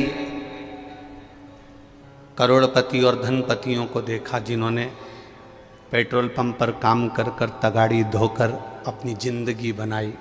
उनके कपड़े छोटे नहीं हुए और उनका कर्म भी नीचा नहीं हुआ, वो भी प्रबल ही रहा। प्रबल। बहुत पढ़े लिखे बेटा बेटी हो जाते हैं, बहुत अव्वल पढ़े हुए हो जाते हैं। मैं उनसे एक बात कहना चाहूँगा कि तुम बहुत पढ़ गए, बहुत लिख गए, बहुत फैक्ट्रियाँ तुम्हारी हो गई, बहुत दौलत तुम्हारे पास हो गई, पर एक बात कहूँगा, मेरे भारत की संस्कृति सभ्यता को मत भूलना। सिर पे पल्लू, माथे पर बिंदी और मुख से हिंदी निकलती रहना चाहिए। ये सभ्यता और संस्कृति समाप्त नहीं होना चाहिए। तुम्हारा वैभव कितने दिन का है, सत्ता कितने दिन की है, धन बढ़े, कपड़ा छोटा मत होने देना। मेरे पिताजी ये हैं, मेरे पिताजी वो हैं, और बेटियां बेटे कपड़ा छोटा पहनना चालू कर दिए। छोटा होते होते होते होते आज धन के चक्कर में कपड़ा इतना छोटा हो गया कि सोचने वाले को भी पड़ता है कि इतना धनपति होने के बाद तो अच्छी कपड़े पहना सकता था, पर कपड़े वो पहनाने को तैयार है पर पहनने को तैयार नहीं, क्योंकि धन वैभव शरीर पे से कपड़े कम करते चले जाता है। वैभव, सत्ता, धन।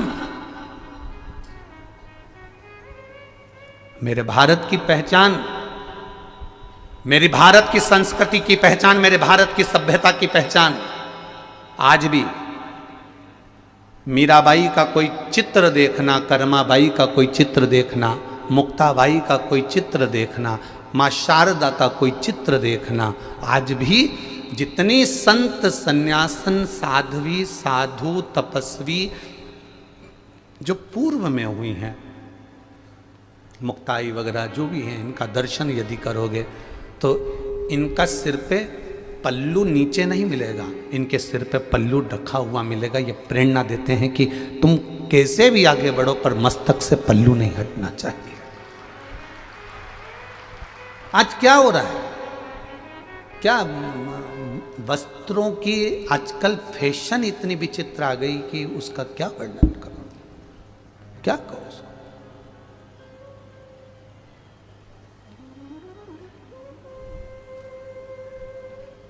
बहुत सोचिएगा।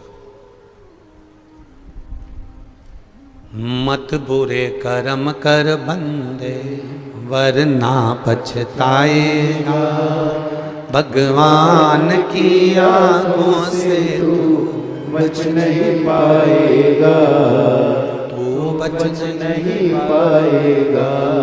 इसलिए कर्म की प्रधानता को मानकर ये ना सोचे कि वैभव बहुत हमारा है तो हम वस्त्र कैसे भी पहनेंगे चल जाएगा। ना ना ना ना, उसको धारण करना है तो हमें हमारी भारत की सभ्यता से, हमारी संस्कृति से धारण करो।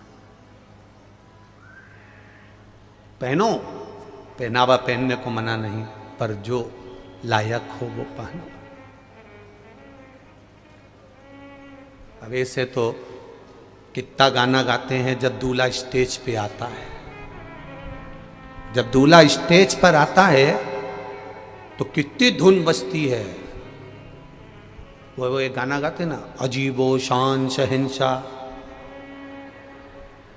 जब दूल्हा स्टेज पर आ रहा है और डीजे पर गाना बज रहा है, अजीबो शान शहंशाह। अब दूल्हे को भी लग रहा है कि मेरे लिए गाया गया है, मैं शहंशाह। और जिसकी शादी में इतने जोरदार जोरदार गाने बजे कि उसको शहंशाह बना दिया, बाद में उनकी पत्नी उनसे कहती है दूध की थैली लिया और टाबिल लपेट के जाए तो क्या लगे।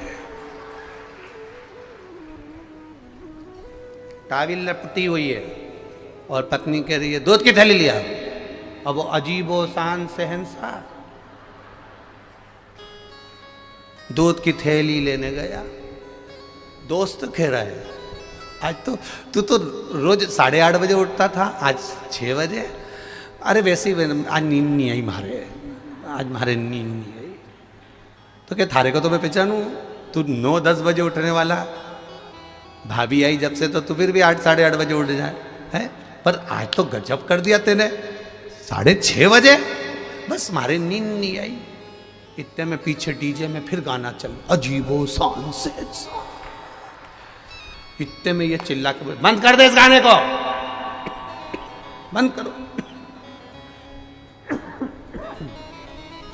बंद कर दे इस गाने को। उसने पूछा क्यों बंद करूं, मेरी दुकान पे बज रहा है, मेरी दुकान पे बज रहा है, नहीं करना बंद, नहीं बंद कर तू इस गाने को। पूरी जिंदगी नाश कर दी इस गाने ने। स्टेज पे माला लेकर खड़ा था जब गाना बज रहा था, अजीबो शान शहंशाह। वो शहंशाह को काबिल पे दूध लेने भेज दिया। ना ना, हमारी भारत की सभ्यता संस्कृति ये ज्ञान देती है कि आपके मस्तक पर रखा हुआ वो वस्त्र का टुकड़ा,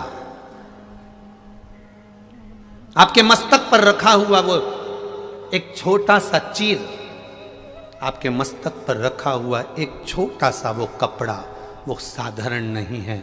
वो आपके पूर्वजों का हाथ आपके सिर पर रखा हुआ है। वो आपके पूर्वजों का हाथ आपके सिर पर रखा है।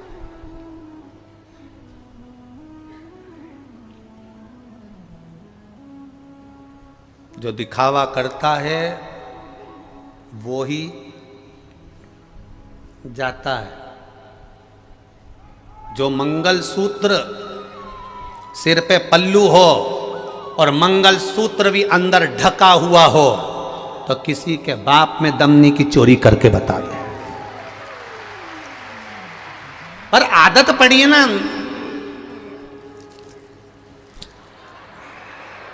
अब आदत पड़ी तो दिखना तो चाहिए, तो बस दिखावे में पड़ा नहीं तो हो गया। जितना जितना दिखावे में पड़ोगे ना उतना उतना उतना उतना चले जाओ। दिखावे में पड़ा हुआ श्रेष्ठता नहीं है। जितना दिखावा करोगे उतना दुख पाओगे। एक छोरी गार्डन में बैठ के बोल रही थी, बस तुम क्यों चिंता करते हो, अपन दोनों की शादी हो जाए, बस अपन दोनों की शादी हो जाए, तुम्हें चिंता करने की जरूरत नहीं, मैं पूरे घर को स्वर्ग बना दूंगी। अब ये घर को स्वर्ग बनाने चली और घर में रहने वालों को स्वर्गवासी। तुम क्यों चिंता करते हो, बस एक बार अपनी शादी हो जाए, मैं घर को स्वर्ग। कोई कोई मंगेतर ऐसी बात करती है और कोई कोई मंगेतर, एक मंगेतर का पत्र आया देख,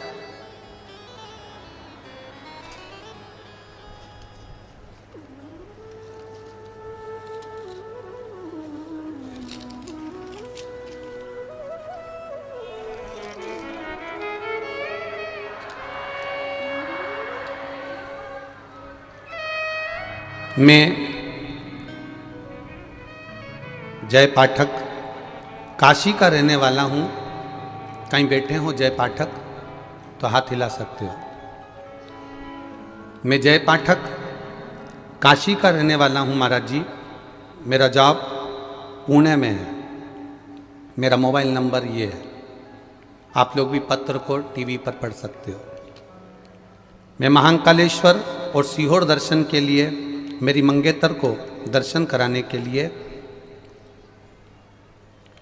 छत्तीसगढ़ गया था। वहाँ हम यहाँ कुबेरेश्वर धाम आए हैं। महाराज मैं बाबा का क्या बखान करूँ महाराज जी। मैं 10 से 12 साल से गुटखा खाने की लत थी। 10 से 12 साल से गुटखा खाने की लत थी महाराज। बाबा की कृपा ऐसी हुई महाराज जी, मेरी मंगेतर ने शिव जी के मंदिर में ले जाकर एक दिन मुझे खड़ा करा और शिवजी पे से एक बेलपत्र उठाकर मुझे दिया और एक बेलपत्री मुझे शंकर जी की दे दी और उसने एक ही बात कही, आप शिव मंदिर में आए हो। सियोर वाला महाराज कहता है शिव के दरवाजे पर हमेशा सत्य बोलना। एक बात कहूँ, ये बेलपत्र आज खाओ और गुटके को त्याग दो। गुरुदेव 10 से 12 साल तक मेरे पूरे परिवार ने उस गुटके को छुड़ाने का प्रयास करा। 30 से 40 गुटका प्रतिदिन खाता था। एक बेलपत्री मेरी उस मंगेतर ने मुझको दी। मैंने शिव मंदिर में जिस दिन से खाई, गुटके से ऐसी नफरत हो गई कि आज मैं उस गुटके को छोड़ चुका हूं, नहीं खा। धन्यता है आपकी, साधुता है। ये आपका प्रयास है शिव के प्रति। दुनिया के लोग आज के समय में शंकर जी के नाम से बहुत नशा करा रहे हैं। भांग पियो, शंकर जी की प्रसादी है।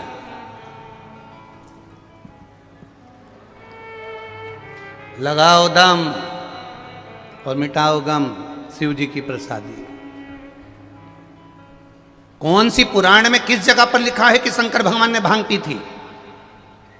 कौन सी पुराण में किस जगह पर लिखा है कि शंकर भगवान ने गांजा पिया था? कौन सी पुराण में किस जगह लिखा है कि शंकर भगवान ने चिलम लगाई थी?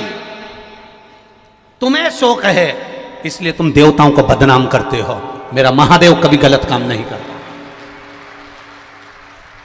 मेरा महादेव कभी गलत काम नहीं करता, क्योंकि मेरा महादेव प्रेरणा देता है।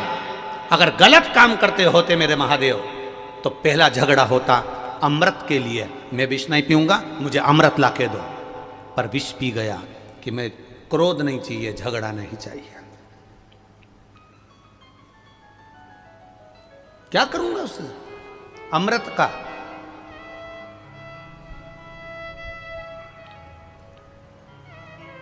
क्या करूंगा उसका मैं?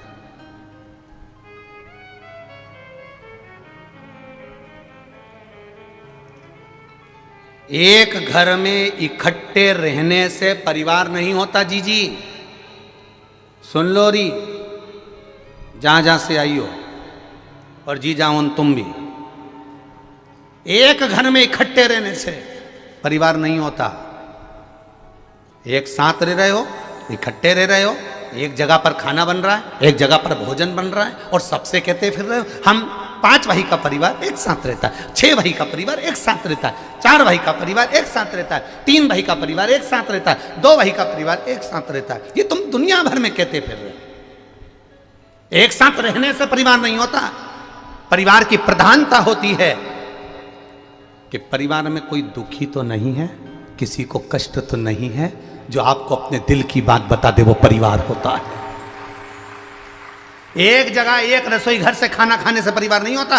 अपने दिल की बात बता देने से, अपने गम को बता देने से, अपने एक श्रेष्ठ भाव को तुम्हारे सामने प्रकट कर देने पर, उसके दिल की बात को तुम समझ जाओ, उसके हृदय की बात को तुम समझ जाओ, उसके चित्त बात को तुम समझ जाओ, तो समझो कि परिवार में रह रहे हो। और मालूम पड़े एक जगह रोटी बन रही है, सब अपना अपना कमरा में खाया पिया, दुकान धंधे पानी पे गए, रात को बैठ गए, खाया पिया चल दिया, इसको परिवार नहीं कहते। परिवार में इसका चेहरा क्यों उतरा है? माँ आज तू दुखी क्यों है? पिता तेरे मन में क्या बात चल रही है? ये छोटे भाई के बच्चे को क्या हुआ, बड़े भाई के बच्चे को क्या हुआ, इसको क्या हुआ? ये परिवार है जिसमें एक दूसरे के प्रति समर्पण का भाव हो, एक दूसरे के प्रति दर्द जागृत हो, एक दूसरे के प्रति प्रसन्नता का भाव जागृत हो, उसको परिवार कहते हैं। खाना एक जगह बन रहा है, हम 5 भाई का परिवार, 6 भाई का परिवार एक जगह रह रहे हैं, पर इनसे पूछो तो एक गंगा जा रही, एक यमुना जा रही।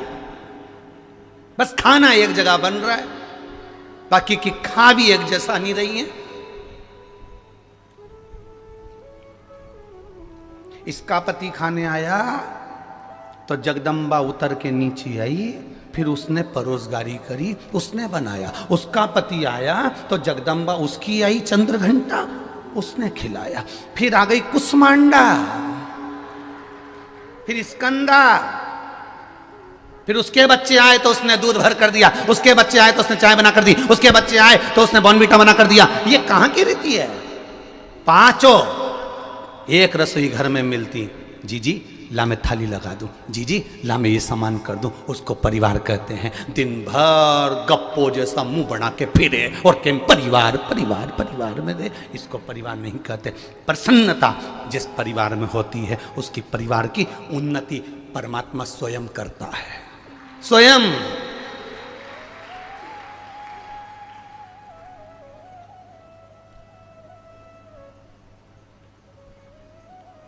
कितनी तमन्ना है हमारे भीतर, कितनी आकांक्षा है, कितनी इच्छा भरी हुई है, कितनी इच्छा। कोई ऐसा मिल जाए जो मेरे सारे दुख मिटा दे। इस चक्कर में तुम कभी कुबेरेश्वर धाम मत आना कि कोई ऐसा मिल जाए जो तुम्हारे दुख मिटा दे। इस चक्कर में कभी तुम कुबेरेश्वर धाम मत आना, फिर कोई दूसरा महाराज के पास चले जाना जो तुम्हारा दुख मिटा दे। कुबेरेश्वर धाम पर आना तो इस चक्कर में मत आना कि कोई ऐसा मिल जाए कि मेरा दुख मिटा दे, क्योंकि किसी की सामर्थ्यता नहीं कि आपका दुख मिटा दे। राम जी का दुख राम जी को मिटाना पड़ा था, कृष्ण भगवान का दुख भगवान कृष्ण को मिटाना पड़ा था। आपका दुख आपको मिटाना पड़ेगा और वो भजन के बल पर मिटाना पड़ेगा।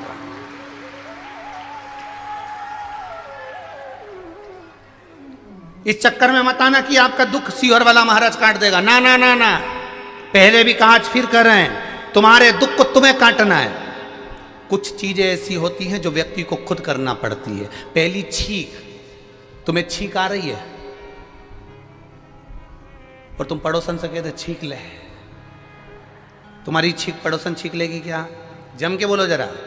नहीं, तुम्हें खांसी चल रही है, अब जैसे हमको चली अभी थोड़ी देर में, हम तुमसे कहते हैं ए हरी साड़ी वाली जी खांस ले। अब हमारी खांसी तुम खांस लोगी क्या? बोलते जाओ जरा। नहीं, सिर तुम्हारा दुख रहा है और दवाई तुम अपने पति को खिला दो और सोचो कि तुम्हारा सिर अच्छा हो जाएगा क्या? नहीं। दवाई भी तुम्हारी तुमको खाना पड़ेगी, छींकना भी तुम्हारा तुमको पड़ेगा, खांसना भी तुम्हारा तुमको पड़ेगा, भोजन भी तुम्हारा तुमको करना पड़ेगा। उसी तरह दुख भी तुम्हारा तुमको काटना पड़ेगा, कोई दूसरा नहीं काट सकता। पर हम भ्रांतियों में जी रहे हैं। कोई ऐसा बाबा मिल जाए, कोई ऐसा महाराज मिल जाए जो हमारा दुख काट दे, तो महाराज का तो खुद नहीं कट रहा, वो तुम्हारा खाक काटेगा। अपना दुख अपने को काटना, कैसे कटेगा? तो तुलसी बाबा ने लिख दिया, कलयुग केवल नामधारा। श्री शिवाय नमस्तुभ्यम। हमने बुरा कर्म करा है तो उसको काटना हमको पड़ेगा। पूर्व में हम करके आए हैं तो हमको भोगना पड़ेगा। उस भोगते समय पर दुख आया है तो थोड़ा भगवत भजन में लग जाओ। राम जी ने एक काम सबसे प्रबल करा। जब उनको वनवास मिला, राम जी को 14 वर्ष का वनवास मिला, मेरे राम जी महाराज कहीं नहीं गए। आज के व्यक्ति की अगर 2 बार दुकान बंद हो जाए तो वो कहीं ना कहीं जाके पूछ लेता है कि ये बताओ, हमारी इतने दिन से हम दुकान चला रहे, हमारी दुकान क्यों नहीं चल रही? इतने में किसी ने कह दिया कि तेरे ही घर के लोगों ने करा है। अब बस यही दिमाग दौड़ता रहा कि मेरे को बुरा किसने करा होगा। समझ में आ गया, 3 दिन पहले मायके गई थी मेरी जेठानी, वो कुछ करवा के आई है। इतना अच्छा परिवार था, शंका में पढ़ पढ़ के सब नष्ट हो गया। राम जी को 14 वर्ष का वनवास मिला। राम जी किसी के पास नहीं गए। भगवान कृष्ण को ब्रज छोड़कर मथुरा जाना पड़ा, मथुरा छोड़कर भगवान कृष्ण को द्वारका जाना पड़ा। भगवान कृष्ण किसी के पास नहीं गए। भगवान कृष्ण और राम जानते थे कि हमारे कर्मों को हमें स्वयं काटना है। राम जी अयोध्या से चले तो जहाँ जहाँ रुकते थे शिवलिंग का निर्माण करते थे, पार्थिव शिवलिंग बनाते थे, पूजन करते थे, चलते जाते थे, फिर पूजन करते थे, चलते जाते थे। राम पथगमन भारत सरकार ने बनाया है। कभी मौका मिले तो उस राम पथगमन पर गाड़ी लेकर निकलना। आजकल तो ट्रेन भी चलने लगी राम पथगमन पर, गाड़ियां भी। राम पथगमन अयोध्या से लेकर लंका तक के बीच में राम पथगमन भारत सरकार ने बनाया। उस राम पथगमन पर कभी चल कर देखना, जितने मंदिर राम जी के नहीं मिलेंगे, जितने मंदिर हनुमान जी के नहीं मिलेंगे, पूरे राम पथगमन में अयोध्या से लेकर लंका तक के बीच में सबसे ज्यादा मंदिर मेरे देवाधिदेव महादेव के मिलेंगे। उस राम पथगमन में सबसे ज्यादा मंदिर मेरे महादेव के मिलेंगे। महादेव के मंदिर क्यों? राम जी जहां बैठते थे शिवलिंग बनाते थे, पूजन करते थे। राम जी जहां बैठते थे शंकर की आराधना करते थे। जो राम जी ने अपने हाथों से शिव की आराधना करी वो वहां स्थापना कर दिया। आगे बढ़े स्थापना कर दिया, और आगे बढ़े स्थापना कर दिया। राम जी स्थापना करते गए। एक जगह पहुंचते पहुंचते सबरी अम्बा के दरवाजे पर पहुंच गए। मातंग ऋषि की शिष्या के पास पहुंचे और मातंग बाबा की शिष्या उस सबरी अम्बा ने कहा, राम तुम यहां तक पहुंचे हो? हां।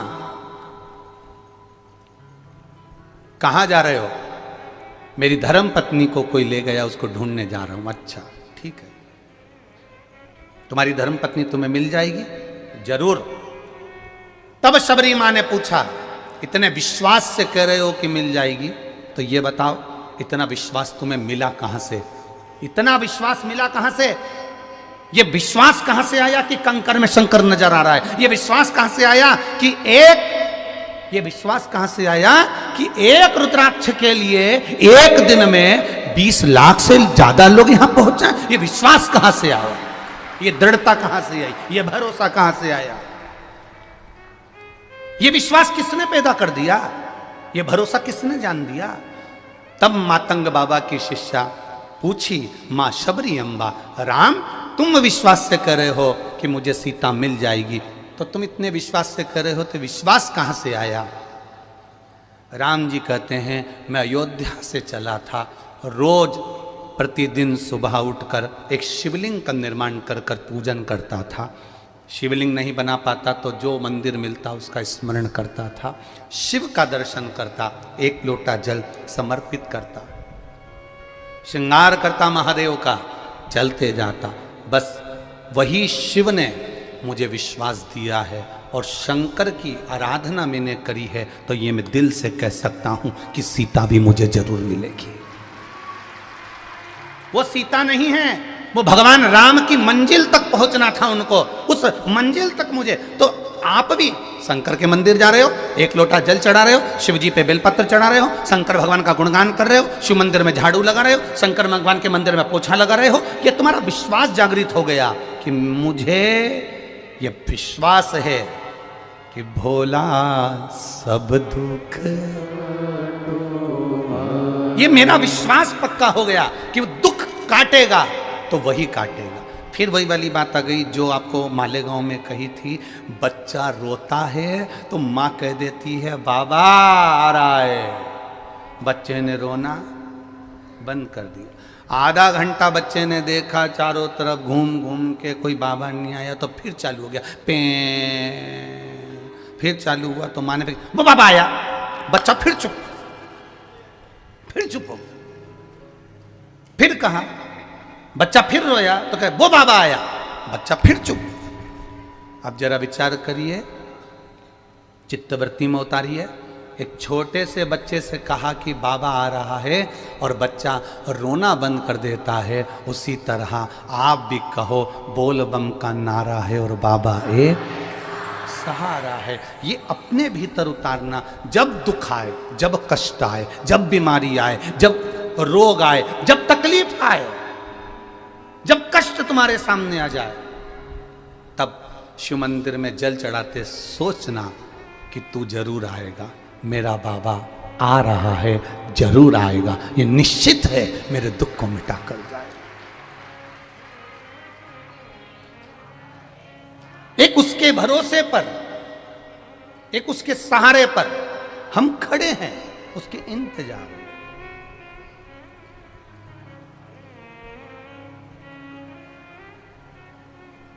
उसको पुकारो।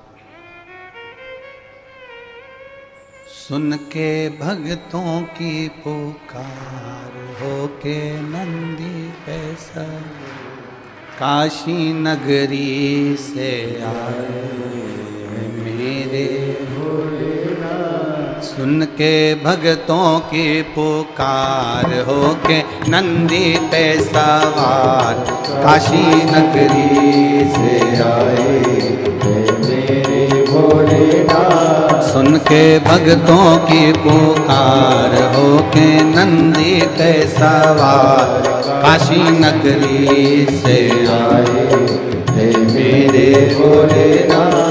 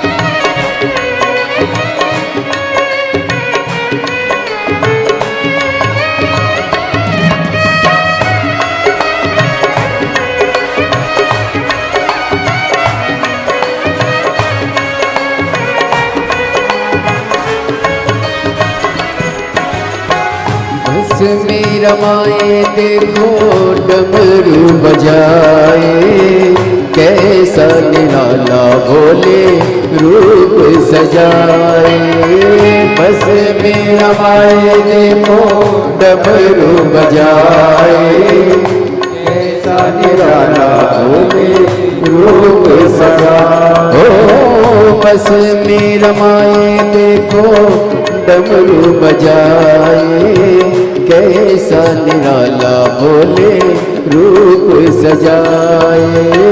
बस रमाए देखो डमरू बजाए, कैसा निराला बोले रूप सजाए।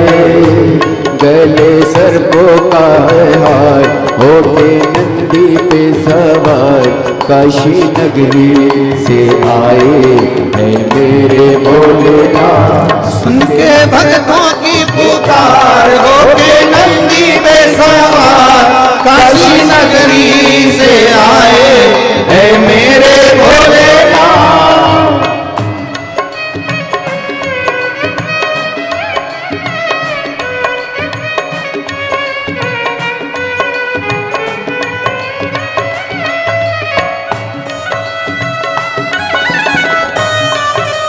जय हो।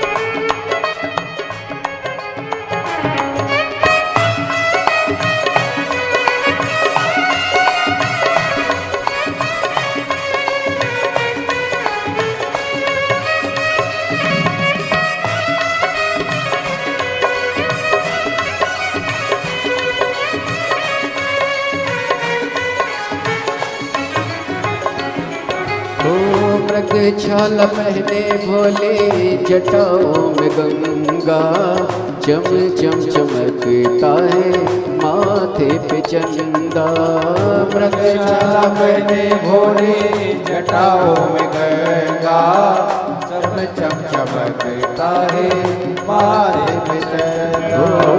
मृगशाला पहने भोले जटाओं में गंगा, चम चम चमकता है माथे पे चंदा।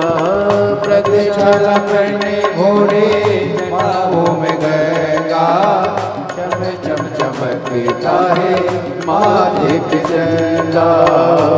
गौरा मैया करे सिंगार होते नंदी पे सवार, काशी नगरी से आए हैं मेरे भोलेनाथ। सुन के भक्तों की पुकार होके नंदी पे सवार, काशी नगरी से आए हैं मेरे भोलेनाथ। हरि बोल। राधे।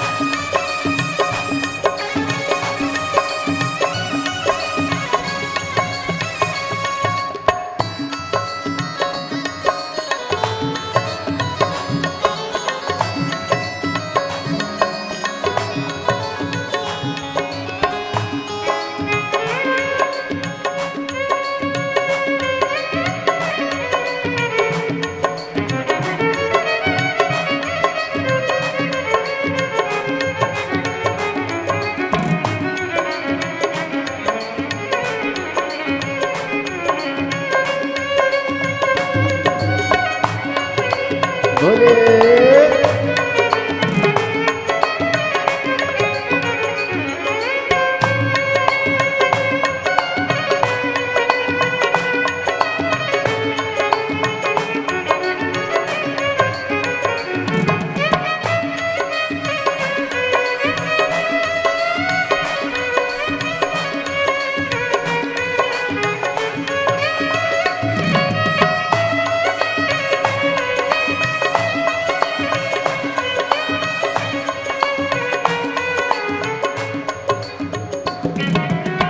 देव के देव इनकी महिमा महान है, भोले भक्तों के ये तो भोले भगवान है। देव के देव इनकी महिमा महान है, भोले भक्तों के ये तो भोले भगवान है। भोले के देव इनकी महिमा महान है, भोले भक्तों के ये तो भोले भगवान है। करने भक्तों का उद्धार होके नंदी पे सवार काशी नगरी से आए हैं मेरे भोलेनाथ। सुन के भक्तों की पुकार होके नंदी पे सवार काशी नगरी से आए हैं मेरे भोलेनाथ। सुन के भक्तों की पुकार होके नंदी पे सवार काशी नगरी से आए हैं मेरे भोलेनाथ। होके नंदी पे सवार सुन के भक्तों की पुकार काशी नगरी से आए हैं मेरे भोलेनाथ। सुन के भक्तों की पुकार होके नंदी पे सवार काशी नगरी से आए हैं मेरे भोलेनाथ। हो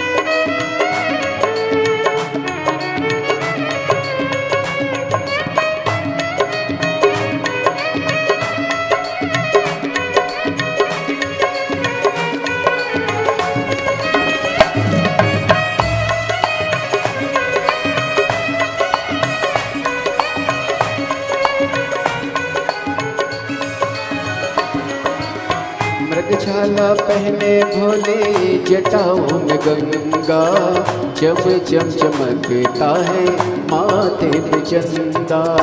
मृगछाला पहने भोले जटाओं में गंगा, चम चम चमकता है माथे पे चंदा। मृगछाला पहने भोले जटाओं में गंगा, चम चम चमकता है माथे पे चंदा। मृगछाला पहने भोले जटाओं में गंगा, चम चम चमकता है माथे पे चंदा। गौरा मैया करे सिंगार होके नंदी पे सवार काशी नगरी से आए है मेरे भोलेनाथ। होके भक्तों के सवार होके भक्तों के सवार काशी नगरी से आए है मेरे भोलेनाथ। सुन के भक्तों की पुकार होके नंदी पे सवार काशी नगरी से आए है मेरे भोलेनाथ। सुन के भक्तों की पुकार होके नंदी पे सवार काशी नगरी से आए है मेरे भोलेनाथ। सुन के भक्तों की पुकार होके नंदी पे सवार काशी नगरी से आए है मेरे भोलेनाथ काशी नगरी से आए हैं मेरे भोलेनाथ। काशी नगरी से आए हैं मेरे भोलेनाथ। हर हर महादेव। अपने स्थान पर बैठकर भगवान देवद्य महादेव से प्रार्थना करें। अपने हृदय की बात दिल से बाबा देवद्य महादेव से कहें। भाव से कंकर शंकर की धरा, पुण्यमय आनंदमय भूमि, जहाँ शिव कंकर शंकर के रूप में विराजमान है, ऐसी पुनित पावन भूमि पर बैठकर दिल से अपने हृदय की बात जोड़कर बाबा से कहें। श्री शिवाय नमस्तु। श्री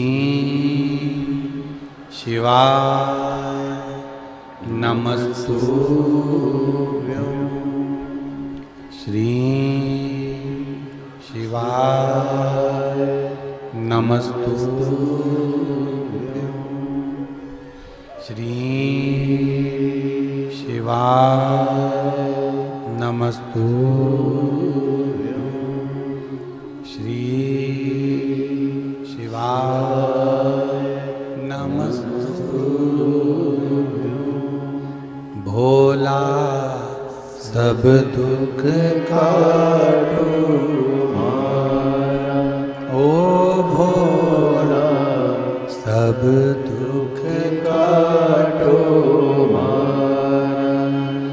शिव शंकर जपूं तेरी माला, भोले बाबा जपूं तेरी माला।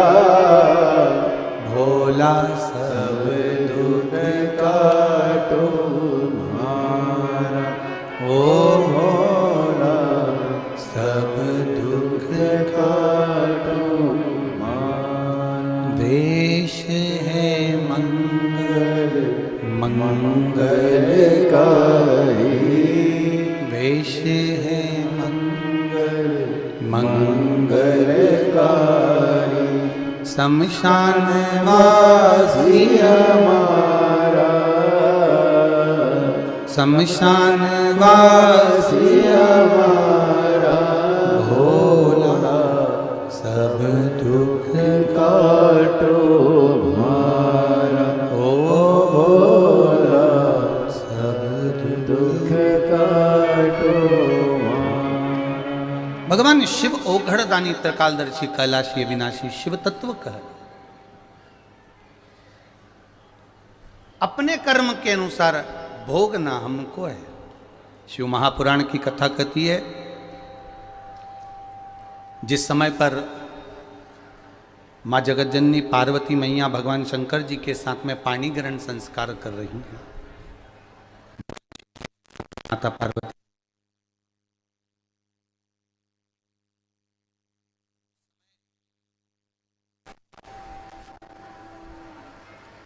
माता पार्वती जी भगवान शिव के साथ में जब पाणी ग्रहण संस्कार कर रही हैं, मंगल विवाह हो रहा है, उस समय पर माता पार्वती जी ने शिव जी से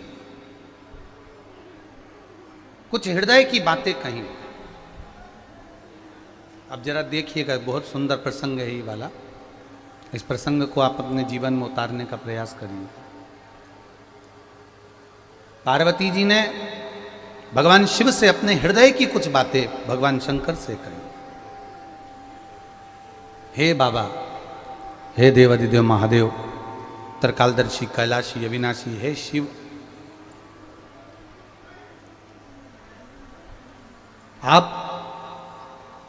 जब शमशान से चले थे तो भस्म रमाकर, जटा जूट पहनकर, जटा रखकर,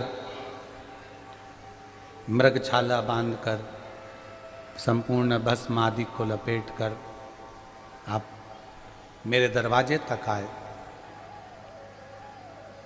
हे भोलेनाथ, हे शंभु, हे त्रिकालदर्शी, हे कैलाशी, केवल आपसे इतना सा पूछना चाहती हूं। मेरे बाबा जब मेरे दरवाजे पर आप आ गए, गले में सर्प लटक रहे हैं, मुंडों की माला पहने हुए हो,